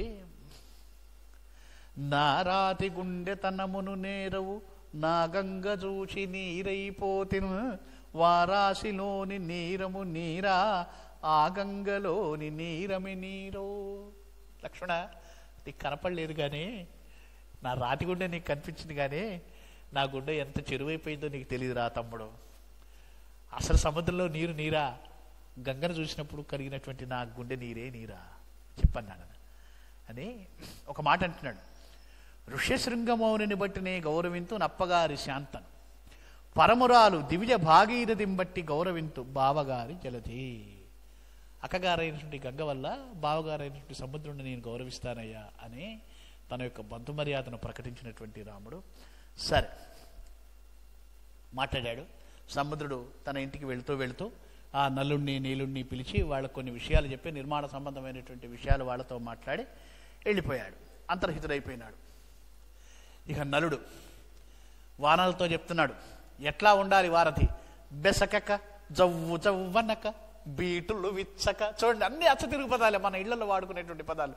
బెసకక జవ్వు జవ్వనక బీటులు విచ్చక యూగులాడకన్ ముసరి మహాశనుల్ కపిచమోతతి దూకిన నైన ఆడకన్ కసిబిసిగాకయున్ చరణఘాతములంబడి రాళ్లకోపు వెక్కసముగా బోటి అయి బిగువు కగ్గక మొగ్గక బండలెత్తినన్. ఎందుకంటే చాలా బలవంతులైనటువంటి వాళ్ళు, పరాక్రమ సంపన్నులైనటువంటి వాళ్ళు ఈ వానర సమూహాలు పెద్ద పెద్ద కొండల్ని, రాళ్ళని, చెట్లని తీసుకొచ్చి మోస్తూ ఉంటారు. ఇంతటి కూడా తట్టుకొని నిలబడగలిగిందే ఉండాలి ఆ వారధి. ఇవన్నీ చూస్తున్నాడు. అని ప్రభు మన యుద్ధం మాత్రమే కాదు, యుగ యుగాలు ఉండేంత గట్టిగా ఈ వారధిని ఎట్లా నిర్మించాలని నేను చూస్తున్నాను. నా రచనాపట శిల్ప పాఠవంబు అనితరమై త్రికాల నిబిడాయచ్చ యశోనవమూర్తి, ఓ ప్రభు నీకు కానుక నేను సమర్పిస్తానయ్యా, చూడు నా యొక్క నైపుణ్యాన్ని అంతా నేను ప్రదర్శిస్తాను అని చెప్పి రామచంద్రమూర్తితో విన్నవించి నిర్మాణానికి ప్రారంభించాడనమాట. ఇక చూస్తున్నాడు, చెప్తున్నాడు వానరులకి ఇట్లా పెట్టాలి, అడ్డం పెట్టాలి, నిలువు పెట్టాలి, కోణంగా పెట్టాలి. ఒక పథకాన్ని ఆలోచించాడు. ముందుగా పెద్ద పెద్ద చెట్లన్నింటినీ తీసుకొచ్చి పెకలించి తీసుకుని వచ్చి ముందు ఆ సముద్రం మీద వేసి, చెట్లు తేలుతూ ఉంటాయి కాబట్టి వాటి మీద ఈ యొక్క వీటిని ఈ కొండరాళ్ళని తీసుకొచ్చి కొండరాళ్లతో ఒక వారధి నిర్మించాలి. ఇలా ఆలోచిస్తూ ఇవన్నీ వాళ్ళతో మాట్లాడుతూ ఎట్లా ఏర్పాటు చేస్తే ఇవన్నీ కూడా ప్రణాళికలు మనసులో ఆలోచించుకుంటూ ఆగి ఒకచోట ఆగి తోచింది, ఉపాయం తోచింది అని ఎగిరి గంతు వేచి చిటిక వేచి ఇక పథకం అంతా కుదిరింది, పదండి, సేతు అంతా నిర్మించినట్లే పదండి అని వాళ్ళందరినీ తీసుకొని 4 రోజుల కంటే ఎక్కువ పడదు, 4 రోజుల్లో వారధి నిర్మాణం పూర్తి చేస్తాం పదండి అని చెప్పేసి ఆ సముద్రం బొడ్డుకు వెళ్ళి ఇక చూశాడండి. అక్కడ ఆ లంకా తీరంలో ఉన్నటువంటి ఆ యొక్క వరుసగా ఉన్నటువంటి పర్వతాలన్నింటిలో ఉన్నటువంటి చెట్లను ఏమీ బతకని అన్నింటినీ తీసుకొచ్చి వీటిలో వేశారు. భీమ సాంద్ర నిఖిలాట విసంగత సర్వవృక్షములు పెకలిచి వాద్ధిలో విసిరివేయగా, చాలా దట్టమైనటువంటి ఆ నిఖిలమైనటువంటి అడవిలో ఉన్నటువంటి అన్నీ కూడా అవి చేస్తే వీళ్ళేం చేస్తున్నారు, రాక్షసులు పెద్ద పెద్ద చెట్లను పీక్కొస్తున్నారు, పెద్ద పెద్ద కొండరాళ్లను పెరుక్కొని వస్తున్నారు. ఆ పర్వతం ఒక పర్వతం అనుకుంటుందట, అరే ఏమిటి గాలి నా తలపాగా ఎగిరిపోతున్నదే అనుకుంటుందట. అంటే పైన ఉన్నటువంటి కొండ కొమ్మనున్నటువంటి రాయిని పీక్కొని పోయినారు, వీళ్ళంతా పెగలించుకొని పోయినారు. ఇంకో కొండ అనుకున్నదట, పక్షపాతం వచ్చి ఒక పక్కంతా పడిపోయింది, నాకేమి తెలియట్లేదు, పరిస్థితి తెలియట్లేదు అనుకుంటుంది. అంటే ఆ పక్కన ఉన్నటువంటి రాళ్లన్నీ కూడా ఈ వానర సైన్యం పెకలించుకొని పోయింది. అట్లాగే అరే ఇదేమిటి, నేను చాలా తేలికిపోయి ఎగురుతున్నట్లుగా అనిపిస్తోంది, ఎప్పుడో ఇంద్రుడు పూర్వకాలంలో రెక్కలు తెగ్గొట్టాడు కదా, మళ్ళీ రెక్కలు ఎట్లా వచ్చాయి, నేను ఎగురుతున్నానేమిటి అనుకుంటుందట ఒక పర్వతం. అంటే ఆ పర్వతం మీద ఉన్నటువంటి కొండలు రాళ్ళన్నీ కూడా డుల్లిపోయి అంత తేలికైపోయిందని. అరే ఇదేమిటి, మొండె ఉండగా తల మింటిలో నెట్టులు ఎగురుస్తున్నదో, మొండెం ఇక్కడే ఉంది, నా తలకాయపోయి ఆకాశంలో ఎగురుతూ ఉందే అనుకుంటూ చూస్తుందట ఒక కొండ. ఇట్లా అక్కడ అంటే ఇవి అద్భుతమైనటువంటి భావం అన్నమాట. ఇది ఒకానొకమైనటువంటి ఊహ. అంటే కవి ఆయన సర్వత్రా ప్రాణాన్ని దర్శిస్తాడు, ప్రాణశక్తి కలిగినటువంటిదిగా కనిపిస్తుంది ప్రతి. అంటే ఆ కొండలు గుట్టలు కూడా భావ సంపన్నములైనటువంటి జీవములుగా కనిపిస్తున్నాయి. ఇది విశ్వనాథులో ఉన్న కవి యొక్క లక్షణ, గొప్పతనం ఇది. కపివరుల పాదబాహు విక్రమము వలన అపహరింపగబడిన వింఛాటవి మహాధరేంద్ర చేయంబు. ఆ వానర వీరుల యొక్క పరాక్రమానికి నోచుకున్నటువంటి ఆ పర్వతాల వరుస ఎట్లా ఉందంటే, ప్రాణ నిష్క్రమణము వేళల జీవుల మాదిరిగను. ప్రాణం పోయేటువంటి జీవుడు పడేటువంటి బాధ ఎట్లా ఉంటుందో అట్లా ఉందట వాటి యొక్క ఆ వేదన. మళ్ళీ జీవన వేదన తీసుకొచ్చారు చూడండి. కేవలము జంగమములకు మాత్రమే కాదు, స్థావరములైనటువంటి పర్వతాలకి, ఆ యొక్క రాళ్లకి, ఆ యొక్క చెట్లకి కూడా జీవుల వేదన ఉన్నది. ప్రభు కార్యంలో నిమగ్నమై తమ యొక్క వేదనను అవి పచరించుకున్నవిని సమయించు చేసుకుంటున్నాయి, తమ యొక్క జన్మను సాఫల్యం చెందించుకుంటున్నాయి ఆ యొక్క ప్రాణం లేనటువంటి ఆ కొండరాళ్ళన్నీ కూడా. అట్లా చూస్తున్నాడు రామకార్యాన్ని కవి. అదట ఈ సంగత వృక్షాలన్నీ పెకిలి వేసిన తర్వాత ఆ కొండను ఉద్దేశించి ఒక మాట అంటాడు, ప్రాయికముగా దక్షిణాపదము ఈకలు వీకిన కోడి ఓలికన్. మొత్తం కొండ అంతా బోడిగా అయిపోయి ఈకలు వీకినటువంటి కోడిలాగా అయిపోయిందట విశ్వనాథ వారి యొక్క చమత్కృతి. ఇట్లా ఆయన ఒక్కొక్క మొదటి రోజు 14 యోజనాలు, రెండో రోజు 20 యోజనాలు, అంటే ఒక్కొక్క యోజన వెడల్పుగా, అంటే వారధి యొక్క వెడల్పు ఒక యోజన ఉండేలాగా మొత్తం 110 యోజనాల పొడవున ఇక్కడి నుంచి ఈ కొండను ఆనుకొని అక్కడ ఉన్నటువంటి ఆ లంకా నగరం వరకు సుదీర్ఘంగా మొదటి రోజు 14 యోజనాలు, రెండో రోజు 20 యోజనాలు, మూడో రోజు 21 యోజనాలు, నాలుగో రోజు 22 యోజనాలు, చివరి రోజు 33 యోజనాలు, మొత్తం 110 యోజనాల పొడవైనటువంటి ఒక వారధిని నిర్మాణం చేశాడు నరుడి ఆధ్వర్యంలో. అది ఎట్లా ఉందట, ఒక యోజనం పూర్తి కాగానే హనుమంతుని పిలిచి అయ్యా నువ్వు పరీక్షించమని చెప్పడం. హనుమ తన పరాక్రమాన్నంతా ఉపయోగించి ఎగిరి దాని మీద దూకి ఇది సరియా, ఇక దీన్ని మనం వాడవచ్చు అని ఆయన ధ్రువపత్రాన్ని ఇచ్చిన తర్వాత ముందుకు సాగటం. ఇట్లా ఎక్కడికక్కడ మళ్ళీ ఆ యొక్క రాశిలో వాసిలో ఏమి తగ్గడానికి వీలు లేకుండా, ఎక్కడ నాణ్యత లోపం లేకుండా దాన్ని పరీక్ష చేసుకుని సంపూర్ణం చేశారు. అదట యమధర్మరాజు దక్షిణం వైపుకు చాచినటువంటి దక్షిణాస్తంలాగా ఉందట, రావణాసురుడి మృత్యువు కోసం చాచినటువంటి పొడవైనటువంటి కుడి చేయిలాగా ఉందట. అదే ఇట్లా వీళ్ళందరూ కూడా దీని మీద అట్లా ఆ యొక్క లంకా నగరాన్ని చేరుకున్నారు. ఆ తల్ల దానవ ప్రభులందరు వాని నిగంచి వానరోత్పాతములంచు నుంచి బహుభంగుల హాసములాచరింపగా. ఈ వారధి మీద పయనించి ఈ సమస్త సైన్యమోటు వెళుతూ ఉంటే, ఎప్పుడైతే ఈ సైన్యం ఆ లంకా నగరాన్ని చేరుకున్నదో ఆ రావణుల రాజ్యంలో అన్నీ కూడా దుశ్శకనాలు దోపరించేలాగా ఆ యొక్క రాబందులు ఇవన్నీ కూడా సేనములు, గృద్ధకాండాలు, కాకములు, కాకులు ఇవన్నీ తిరుగుతూ ఆ నెత్తుటేలు ప్రవహిస్తూ ఉన్నాయట. ఇట్లా నేలపారుగా ఎగుతూ ఉన్నాయట. వాళ్ళు అనుకుంటున్నారట వానరోత్పాతాలు ఇవన్నీ కోతులు గోల్లే మనల్ని ఏం చేస్తారని వాళ్ళు అనుకుంటున్నారట. ఈ తల వానర ప్రభువులెల్లరు వాని నిగంచి దానవోత్పాతములంచెరింగి బహుభంగుల తాండవమాచరింపగా. ఇదంతా వచ్చిందిలే, దానవుల పని పడతామని వీళ్ళు సంతోషంగా ఆనందంగా ఎగురుతూ గంతులిస్తూ ఉన్నట్టు వీళ్ళంతా అని. ముగింపులో ఈ పద్యం ముగింపండి. సీతాజానియుదానవేంద్రపురి కాంచన్ కాంచి పల్మారు మున్నే తత్పట్టణముందహించినటు లూహించెన్ మరించూచి తానే తత్పట్టణముందహింతుననిలో నిల్చెన్ మరింకెన్నోసార్లే తజ్జానకి విప్రయోగసికి సాహిత్యైక ధారాశ్రుతి. ఎన్ని కల్పాలుగా ఎన్ని యుగాలుగా అవిరళంగా స్వామి ఎన్నిసార్లు ఈ లంకా నగరాన్ని నేను చూశాను, ఎన్నోసార్లుగా ఈ లంకా నగరాన్ని నేను ఓడించాను, ఎన్నోసార్లు ఎన్నో కల్పాల్లో ఎన్నో యుగాల్లో. ఎందుకంటే ఒక్క మహాయుగంలో ఒక త్రేతాయుగంలో జరిగినటువంటి రామకథ ఇది. ఎన్ని మహాయుగాల్లో ఎన్ని కల్పాలలో ఎన్ని త్రేతాయుగాలలో జరిగిందో ఈ రామకథ నిరంతరము జరుగుతూనే ఉంటుంది. భక్తలోకాన్ని అనుగ్రహించడం కోసం జరిగేటువంటి రామకథ అనంతుడైనటువంటి ఆ పరమాత్మ తన యొక్క అనంతత్వాన్ని స్ఫురింపజేసుకొని ఎన్ని యుగాల్లో ఎన్ని కల్పాలుగా ఎన్నిసార్లు ఈ లంకా నగరాన్ని నేను ఓడించాను కదా అని ఊహించుకొని, ఎన్నిసార్లు నేను ఇంకా దీన్ని దహించబోతున్నాను అని అనుకొని, ఎన్నిసార్లు జానకి వియోగాన్ని నేను పొందబోతున్నాను కదా అని అనుకుంటూ ఆలోచనామగ్నుడై ఉన్నట్ట.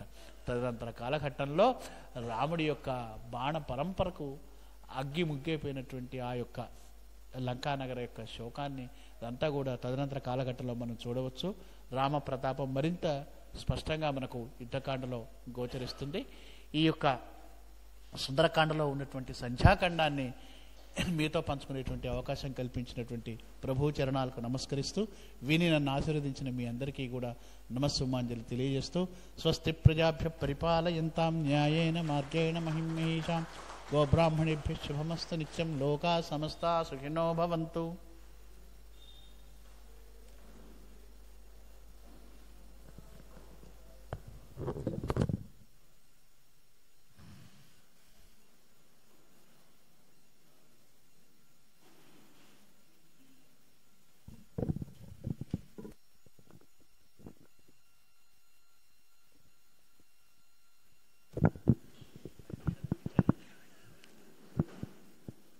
శ్రీ కోర్పోలు సత్యప్రసాదరాయ్ గారు సుందరకాండలోని చిట్ట చివరి ఖండం సంధ్యాఖండం సవివరంగా మనకి ప్రవచన రూపంలో అందజేసినందుకు వారికి కృతజ్ఞతలు తెలియజేసుకుంటూ,